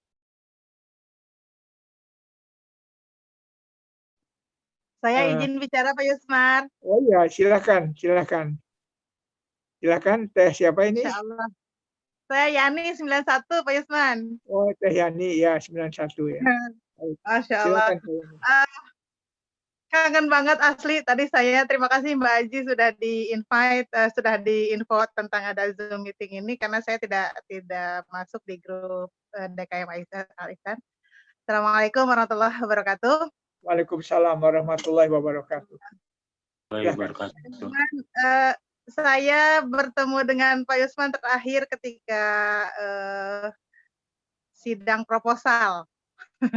Sidang proposal sebelum saya nikah itu. Ingat banget kata-kata terakhir Pak Yusman saya. Kata Pak Yusman, ini si Yani jangan jangan dilulusin ya, biarin besok dia kawin nangis, kata Pak Yusman gitu tuh. Masya Allah. Alhamdulillah ya subhanallah, akang-akang di sini semua berprofesi dengan Masya Allah dengan bekerja langsung di masyarakat dengan pemegang kebijakan. Saya sendiri tidak bekerja di bidang ya di pekerja sosial. Saya ibu rumah tangga saja Pak Yusman. Tapi alhamdulillah di Bandung teh. Kenapa? Di Bandung di mana tinggalnya? Ya, saya sekarang di Cibubur Pak Yusman. Masya Allah. Cibubur Jakarta ya, Cibubur Depok. Betul. Makanya Pak Yusman apa dong? Maaf dong Pak Yusman, izin dong dibuka maskernya. Maaf ya, saya masih ngocol Pak Yusman dari zaman dulu. Masya Allah. Saya bilang tadi ke Mbak Aji, oh Mbak Aji saya pengen ikutan, kangen sama Pak Yusman, kata saya terakhir ketemu 91 nih. 96 terakhir. Ya alhamdulillah saat ini mungkin barusan yang tadi ada Pak siapa tadi Pak Amir ya Kang Amir atau siapa tuh tadi yang mengatakan bahwa yang di Kalimantan itu masyarakat tidak merasa bahwa pekerja seks kemudian waria itu adalah masalah. Padahal sesungguhnya itu adalah masalah yang cukup memprihatinkan gitu. Apalagi dengan kondisi sekarang, ya Masya Allah juga barusan ada yang staf ahli yang memegang kebijakan untuk masalah kemiskinan. Mungkin hal yang membuat saya saat ini sangat prihatin itu selain kemiskinan adalah sekte seks baru. Di mana itu benar-benar merusak dan gerilyanya cukup masif di masyarakat, apalagi di generasi muda sekarang ya, di remaja-remaja kita sekarang. Nah, ini juga mungkin satu hal yang kita sebagai seorang Muslim wajib untuk ngeh dengan itu gitu dan mensosialisasikan kepada masyarakat gitu. Alhamdulillah di sini di DKM Al-Ihsan alumninya sudah banyak yang memegang kebijakan. Saya berharap sekali mudah-mudahan nanti bisa akan ada dukungan ya, dukungan yang besar untuk kami yang berjuang di masyarakat tentang karena saya termasuk yang kemarin itu alhamdulillah sempat ikut juga di mengajukan tentang menolak RUU rancangan undang-undang RUU PKS itu Pak Jusman. Dan itu sedih sekali, miris sekali di mana para pemegang kebijakan mereka menolak, mereka malah mendukung gitu tentang RUU itu gitu. Padahal RUU itu benar-benar merusak gitu loh isinya gitu menurut kami ya. Dan itu menurut kalau misalnya kita lihat di dalamnya kita baca secara keseluruhan juga memang itu demoralisasi sesungguhnya, merusak moral untuk bangsa kita gitu, untuk generasi muda. Nah, saya sangat berharap Yayasan Pekerjaan Sosial ini juga mengawal itu gitu, dan insya Allah saya yakin sahabat-sahabat di sini, sahabat-sahabat pekerja sosial juga pasti memikirkan itu gitu. Dan makanya saya bilang tadi ke Mbak Aji saya senang banget gitu, saya bisa bertemu dengan para pemegang kebijakan di sini. Saya hanya emak-emak yang berteriak di bawah dan berhadapan langsung dengan dengan korban gitu ya, dengan korban pelecehan seksual, dengan korban alumni, kalau saya bilang alumni gay, alumni homo ya, dan mereka itu memang sangat perlu dibantu oleh kita sebagai pekerja sosial gitu secara umum ya, khususnya saya pikir umat muslim itu memiliki kewajiban untuk untuk terjun dan mengawal serta mengedukasi masyarakat akan bahaya laten tersebut. Semoga para pemegang kebijakan di sini bisa menyuarakan menyelamatkan generasi bangsa dengan kebijakan-kebijakan yang mungkin nanti akan bisa dimunculkan gitu. Terima kasih Pak Yusman, terima kasih semuanya. Mohon maaf saya mungkin hanya mewakili emak-emak saja. Assalamualaikum warahmatullahi wabarakatuh. Waalaikumsalam warahmatullahi wabarakatuh. Terima kasih Teh Yani ya, orang Cibubur, orang Depok. Saya pernah tinggal di sana ya. Berapa lama. Baik, terima kasih banyak. Apa yang disampaikan tadi adalah isu-isu kritis yang memerlukan penelaahan kita lebih jauh ya. Saya ingatkan saja bahwa Undang-Undang Pekerja Sosial itu telah memberikan kesempatan kepada social worker untuk praktek pekerjaan sosial seperti halnya dokter. Ya, seperti halnya dokter. Jadi nanti akan dapat menerima pembayaran ya dan melakukan berbagai macam tindakan-tindakan secara profesional sebagai halnya psikiater dan semacamnya, dan itu merupakan sumber penghasilan. Nah, yang jadi persoalan kita ke depan barangkali bagaimana kita membekali social worker yang muslim itu agar nilai-nilai agamanya dipegang ya dalam melaksanakan praktek pekerjaan sosial, baik ya secara mandiri maupun dalam lembaga-lembaga bersama. Terima kasih Teh Yani. Nah, nomor teleponnya Teh Yani tolong nanti kirim WA ya, supaya bisa dimasukin nomor teleponnya ya. Atau Kang Rijal punya nomor telepon Teh Yani ya. Kang Agus, tolong nomor telepon Teh Yani nanti. Ya, nanti saya sampaikan Pak daftar hadirnya supaya nanti bisa ada data. Ya, kita akan kontak barangkali ya. Baik, yang lain silakan. Teh Yani Asunuhun. Masih ada? Masih ada?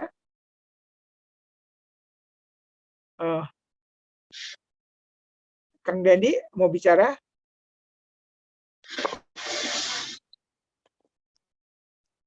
Teh Ririn? barangkali Pak Herman, Pak Herman. Oh iya, saya nggak kenal. Silakan Pak Herman. Pak Herman belum ya. Silakan Pak Herman.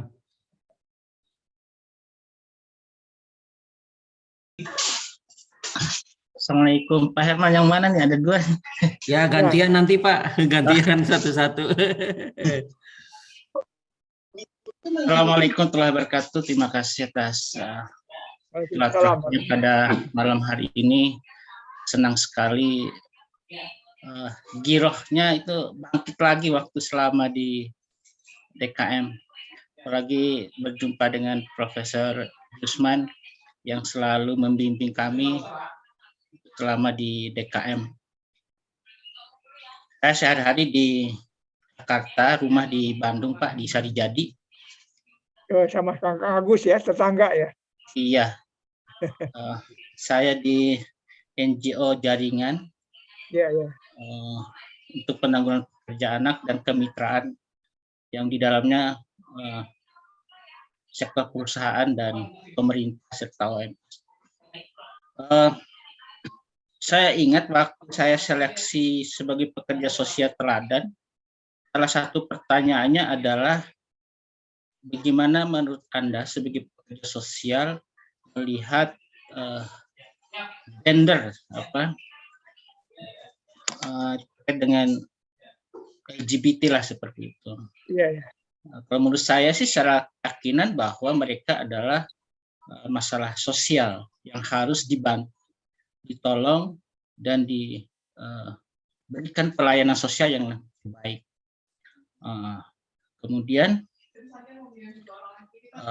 yang sangat bertentangan dengan kondisi yang ada bahwa mereka itu adalah mempunyai hak yang sama dengan yang lain, maupun sehingga dia mau jadi gay, lesbi, dan sebagainya. Jadi bagi saya itu sangat bertentangan ya, yang menjadi kondisi kita di lapangan.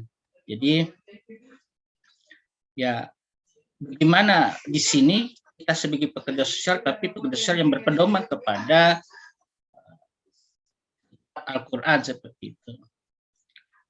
Saya sangat mendukung juga sekarang sebagai tuan rumah World Cup 2022 mengatur mereka tidak ada seks bebas, tidak ada LGBT, tidak sebagainya. Artinya di sini bahwa kekuatan sebuah kebijakan pemerintah yang berdasarkan nilai-nilai Islam itu sehingga permasalahan sosial tidak muncul. Jadi saya kira ini suatu hal yang baik ketika ya PSA ini berdasarkan nilai-nilai Islam. Kami sangat mendukung. Itu aja. Terima kasih Pak Yusman dan Bapak Ibu sekalian, Pak Makmur. Assalamualaikum warahmatullahi wabarakatuh. Waalaikumsalam warahmatullahi wabarakatuh. Terima kasih Kang Herman ya, orang-orang Sarijadi ya. Orang Bima Pak. Orang Timor, tinggal di Sarijadi, tugas di NGO ya. Selamat ya. Nanti kita ngobrol-ngobrol. Terima kasih. Nanti Kang Herman kedua ini siapa ini? Silakan. Silakan Pak Herman Nugraha. Ada. Oh iya Pak Herman Nugraha.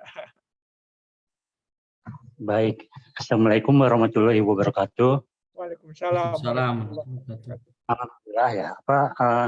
Sangat antusias dan senang sekali diundang di Zoom meeting ini.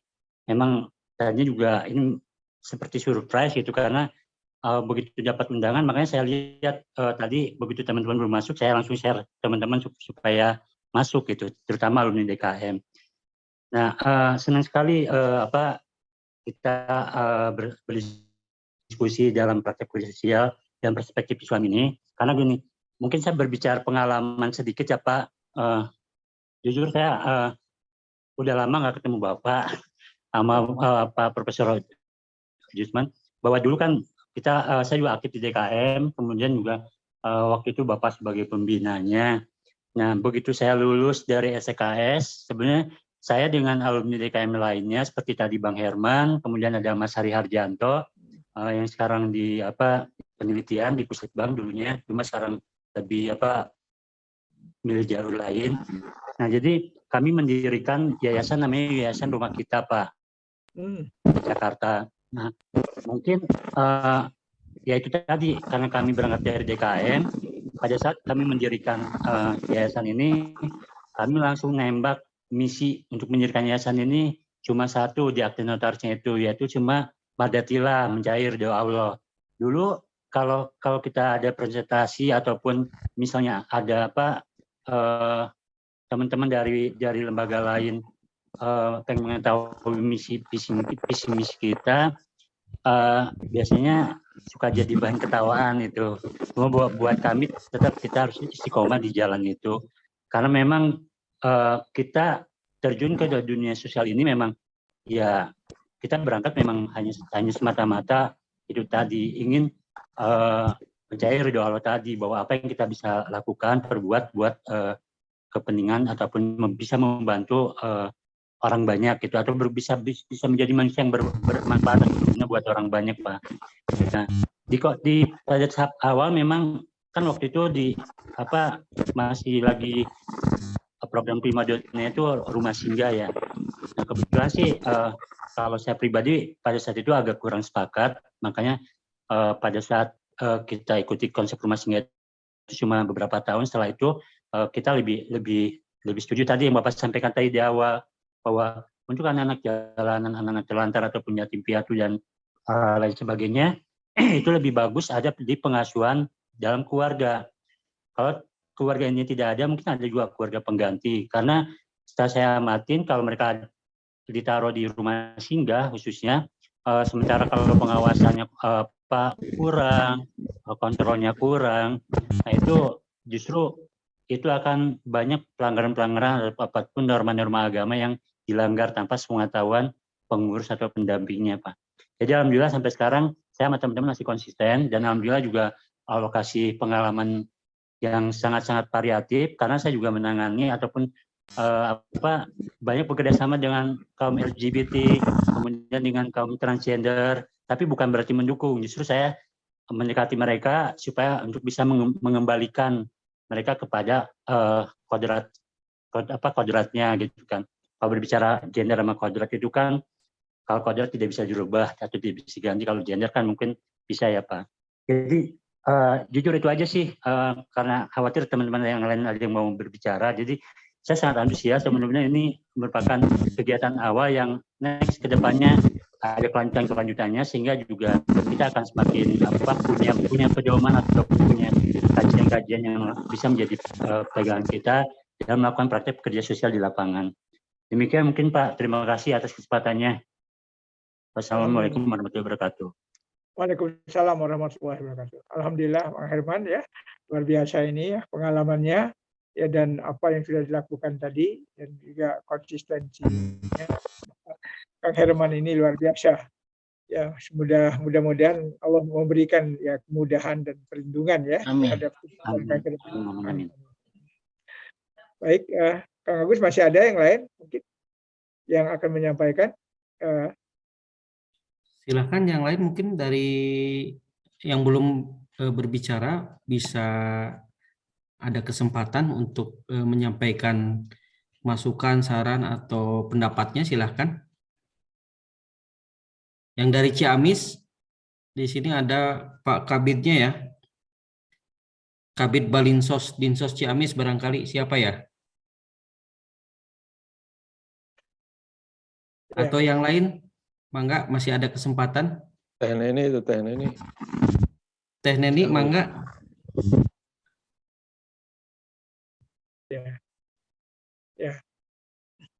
Ya mungkin ini ya, Kang Agus ya, karena pembicaraan kita ini yang menarik sekali ya, sehingga ada yang sama pemikirannya ya, dan pandangannya ya. Ya barangkali Kang Agus sendiri silakan aja berpikir. Mungkin ada sesuatu yang mau disampaikan Kang Agus. Iya Pak, pada dasarnya sama Pak dengan Bapak Ibu tadi yang menyampaikan pendapat-pendapatnya, memang ini perlu ditindaklanjuti. Salah satunya tadi ada usulan terkait dengan perlunya kita kalau memang memungkinkan untuk menulis Pak.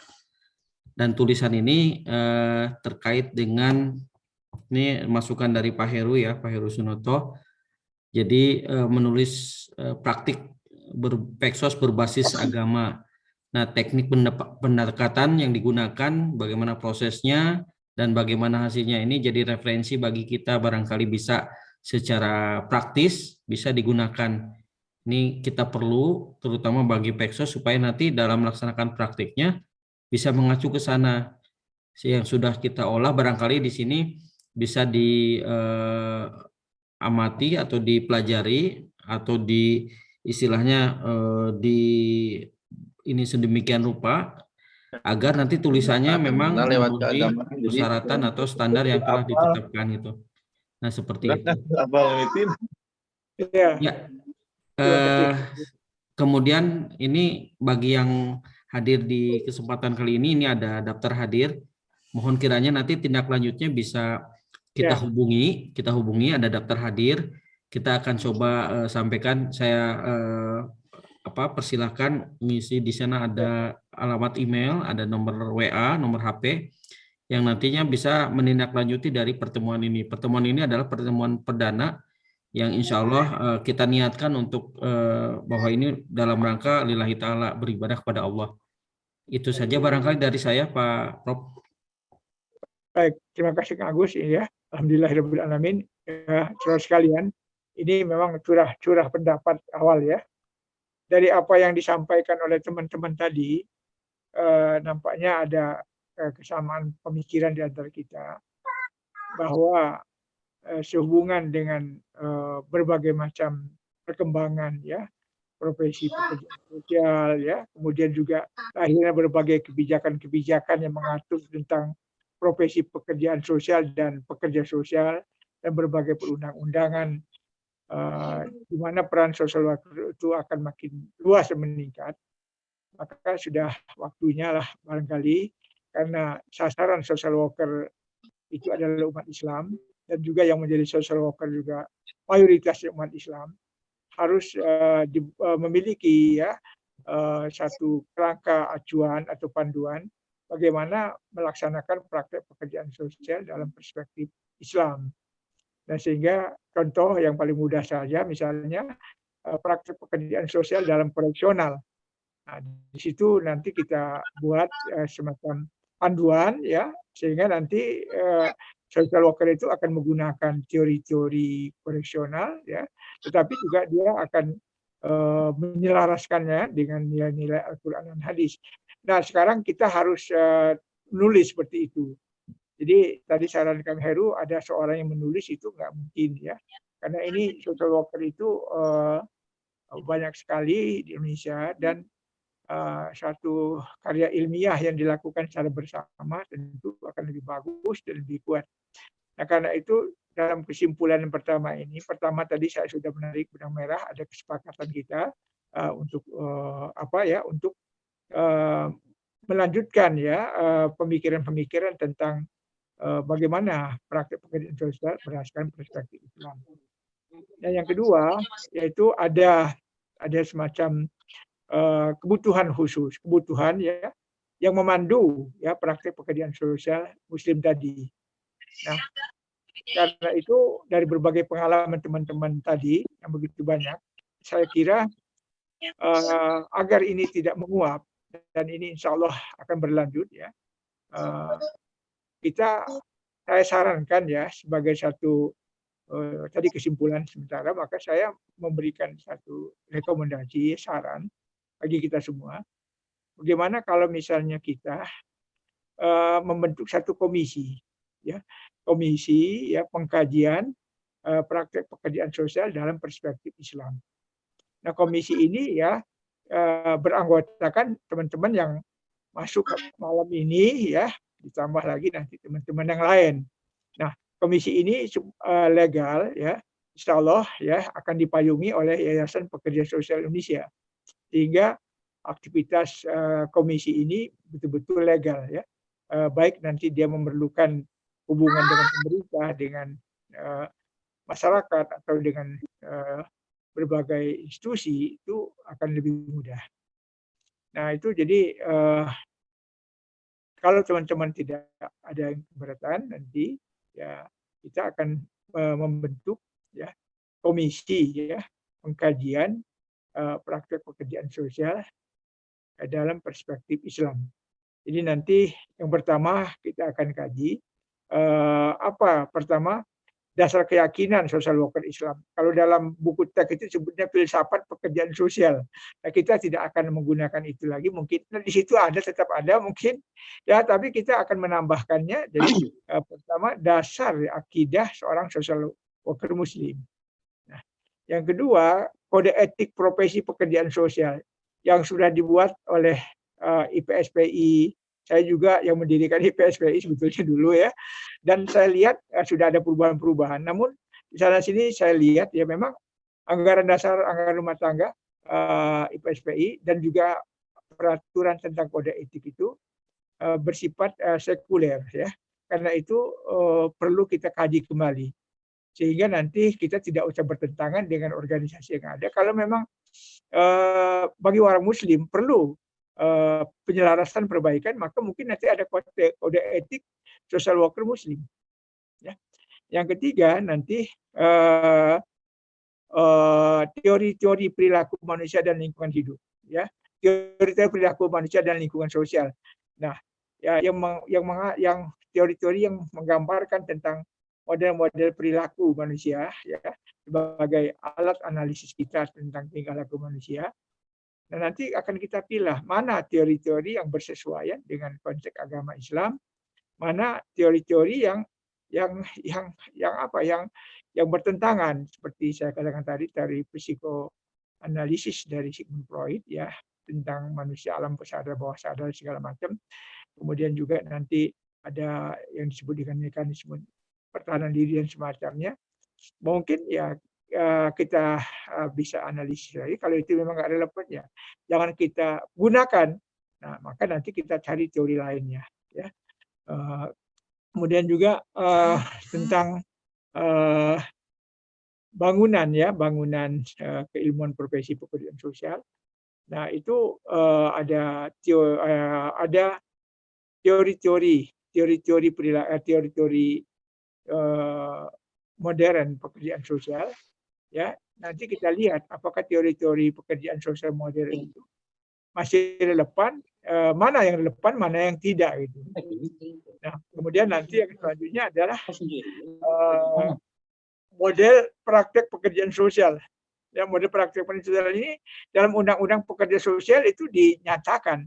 Tapi saya lihat ada hal-hal yang bisa diterima secara ilmu pengetahuan, tapi ada juga yang memang itu dominasi pemerintah sangat kuat, itu nggak benar itu. Nah, kedua kali nilai-nilai Islamnya memang tidak jelas di situ, karena itu nanti bisa kita jadi kaji lagi. Nah, kemudian selain itu juga praktik pekerjaan sosial dalam berbagai setting. Misalnya praktik pekerjaan sosial dalam setting medik, pekerjaan sosial dalam setting koreksional, pekerjaan sosial dalam setting ketenagakerjaan industrial, pekerjaan sosial medik dan semacamnya. Nah, ini setting-setting ini memerlukan ya perspektif Islam ya. Nas-nas Al-Qur'an, kalau kita bicara versi Islam itu dua saja, Al-Qur'an dan hadis yang menjadi dasar acuan bagi seorang social worker pada saat dia bekerja di LP misalnya. Ini di samping dia ada peraturan-peraturan pemerintah dan semacamnya. Nah, kemudian yang lainnya tentu kita melihat kembali ya berbagai kebijakan-kebijakan pemerintah, ya, kebijakan-kebijakan negara, baik itu undang-undang pekerja sosial atau undang-undang kemiskinan, fakir miskin, atau undang-undang tentang kesejahteraan sosial, atau undang-undang tentang perlindungan anak, atau undang-undang lanjut usia dan semacamnya. Apakah undang-undang tersebut ya dapat diimplementasikan halal, kemudian baik, ataukah ada yang subhat, ada yang ragu-ragu. Nah, karena itu kita perlu memberikan rekomendasi saran agar parlemen memperbaiki dan lain semacamnya. Nah, saudara sekalian, jadi pekerjaan ini mungkin tidak selesai dalam setahun 2 tahun. Tetapi kalau kita tidak bisa memulai dari sekarang, tentu kapan ini akan bisa kita wujudkan. Saya sebetulnya menunggu dari sekian banyak organisasi, lembaga pekerjaan sosial, perguruan tinggi pekerjaan sosial, termasuk jurusan KS ilmu Universitas Muhammadiyah dan semacamnya, sampai hari ini tidak ada yang bergerak satupun yang untuk membahas tentang praktik pekerjaan sosial dalam perspektif Islam.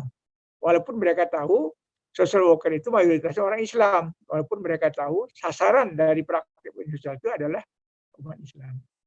Nah, saya mohon izin ya saudara sekalian, mungkin dalam putaran terakhir ini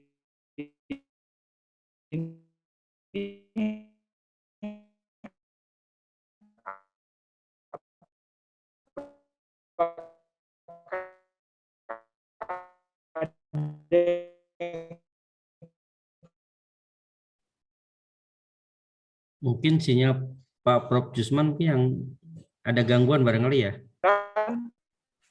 Jika Islam.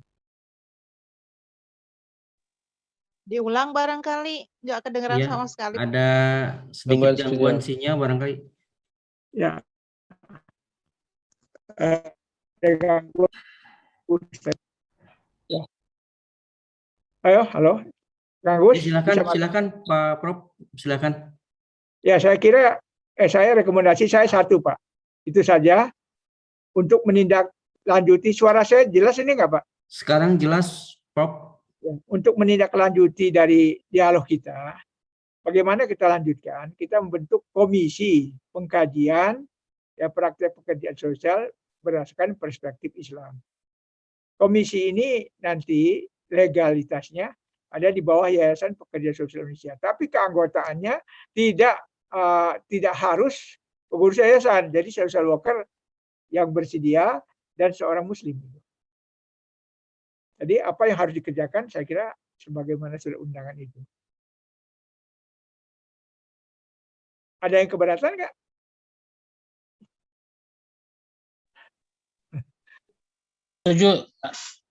Setuju Prof.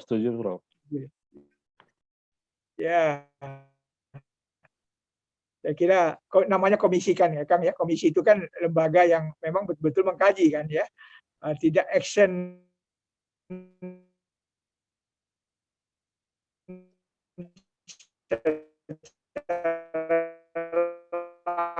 langsung misalnya memberikan bantuan sehingga hilang lagi suaranya. Baik Kang Agus, jadi tidak ada 3 hal putus tadi. Ya, Pertama, Pak. pernah kita suaranya hilang, Kang. Halo. Suara Ya, sempat hilang. Saya, ya. Ya, hilang ya Kang ya. Sekarang Ya. masuk nggak? Ya, bisa sekarang. Jadi kesimpulan pertama tadi kita sepakat bahwa praktek pekerjaan sosial itu perlu ya selaras dengan nilai-nilai Islam, itu kesepakatan pertama.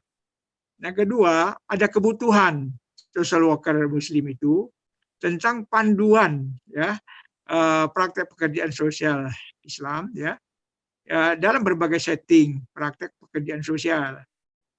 Nah, yang ketiga yaitu teman-teman tadi sepakat agar pertemuan ini pertemuan awal yang harus berlanjut. Nah, itu kesimpulan dari pertemuan kita 3 hal tadi. Nah, sehubungan dengan kesimpulan tadi, saya menyarankan ya agar ketiga hal tadi bisa dilaksanakan, kita membentuk komisi pengkajian ya praktek pekerjaan sosial berdasarkan perspektif Islam. Insya Allah anggotanya malam-malam teman-teman yang hadir sekarang ditambah dengan pengurus Yayasan Pekerja Sosial Indonesia yang berbadan hukum. Nah, supaya legalitas ini kuat, kita gunakan itu. Tadi Kang Rijal dan teman-teman sudah menyatakan setuju. Kalau sudah menyatakan setuju, insya Allah nanti akan kita tindak lanjuti dan teman-teman mohon mengisi absensi ya dan nomor teleponnya dan semacamnya sehingga nanti pertemuan berikutnya apakah di darat ataukah kita Zoom meeting bisa kita lakukan. Bagaimana kalau seperti itu teman-teman sekalian? Bisa Baik, sepakat Pak. Sepakat, ya. Baik, rasanya Bang Amir juga sepakat ya. Kemudian juga sepakat. Jadi nanti akan kita tindak lanjuti dalam waktu sesingkat-singkatnya insya Allah. Karena kita sudah punya acuannya ya. tentang hal itu. Baik, kalau demikian saya kembalikan kepada Agus sebagai ketua ketua pengurus ya, Yayasan Pekerja Sosial Indonesia ya, untuk mengambil alih ya, pertemuan ini dan penutupnya, dan yang kali kita akan menindaklanjuti. Mohon maaf atas segala keterbatasan yang disampaikan. Ada hal-hal yang dan saya mohon maaf. Insya Allah rasanya kita perlu ketemu di darat suatu saat ya. Mungkin nanti makan-makan di rumah saya gitu ya. Rumah saya di Parongkong. Kalau teman-teman tahu itu Pak, benar. kapal dari berkuda ya. Nah itu di situ ada villa kita. Saya punya villa di situ. Atau kalau enggak nanti di rumah saya tidak jauh dari situ. Kita bisa makan siang. Nah, saya mengelola sekolah Islam dan lembaga-lembaga yang terkait dengan itu. Itu saja Kang Agus ya nanti. Ya. Baik, alhamdulillah sudah 21:30 tepat waktu, dan ini ada permintaan agar dari Pak Herman katanya untuk foto bersama. Mohon untuk yang berkesempatan membuka videonya silahkan dibuka. Kita akan coba foto. Alhamdulillah ini sudah ada 21 orang ya, tadi 20 sempat 24. Iya. Ya, saya hitung sampai hitungan ketiga, 1, 2, 3. Baik, terima kasih. Alhamdulillah sudah berakhir pertemuan kali ini. Saya mohon maaf apabila ada kekurangan. Nanti ditunggu tindak lanjutnya mungkin melalui WA ya, kita hubungi. Atau gini Kang Agus. Iya, gimana Pak? Sementara ini kita bentuk grup WA. Mangga. Ya, nanti kita coba buatkan Pak. Namanya itu komisi itu gitu. Nanti Baik. teman-teman yang ada ini bisa berhubungan di situ. Baik Pak, ya. Nanti kita akan coba buatkan di grup WA. Terima kasih atas perhatian Bapak Ibu semua. Kita akhiri dengan doa akhir majelis. Subhanakallahumma wa bihamdika asyhadu an la ilaha illa anta astaghfiruka wa atubu ilaik. Billahi taufiq wal hidayah. Assalamualaikum warahmatullahi wabarakatuh. Waalaikumsalam warahmatullahi wabarakatuh. Nuhun. Ya, Mamu Rizal. Mamu Rizal. Waalaikumsalam. Mamu Rizal. Ya. Barangkali teman-teman di DKM ya, kita yang mau kita ajak semua gitu. Ya. Nuhun Kang, nuhun. Ya, mangga insyaallah. Mohon maaf, terima kasih. Ya, nuhun Kang Agustus, Fajar. Sami, nuhun. Izin live ya. Izin ya, ya. Kang Amir, Ya. kapan main ke Bandung? Ada undangan. Allah sedago deui Kang. Ini ada ya sahabat saya Kang Amiruddin sama Kang Amir Jaya, ini luar biasa ini. Allah sedago pojok deui. Iya.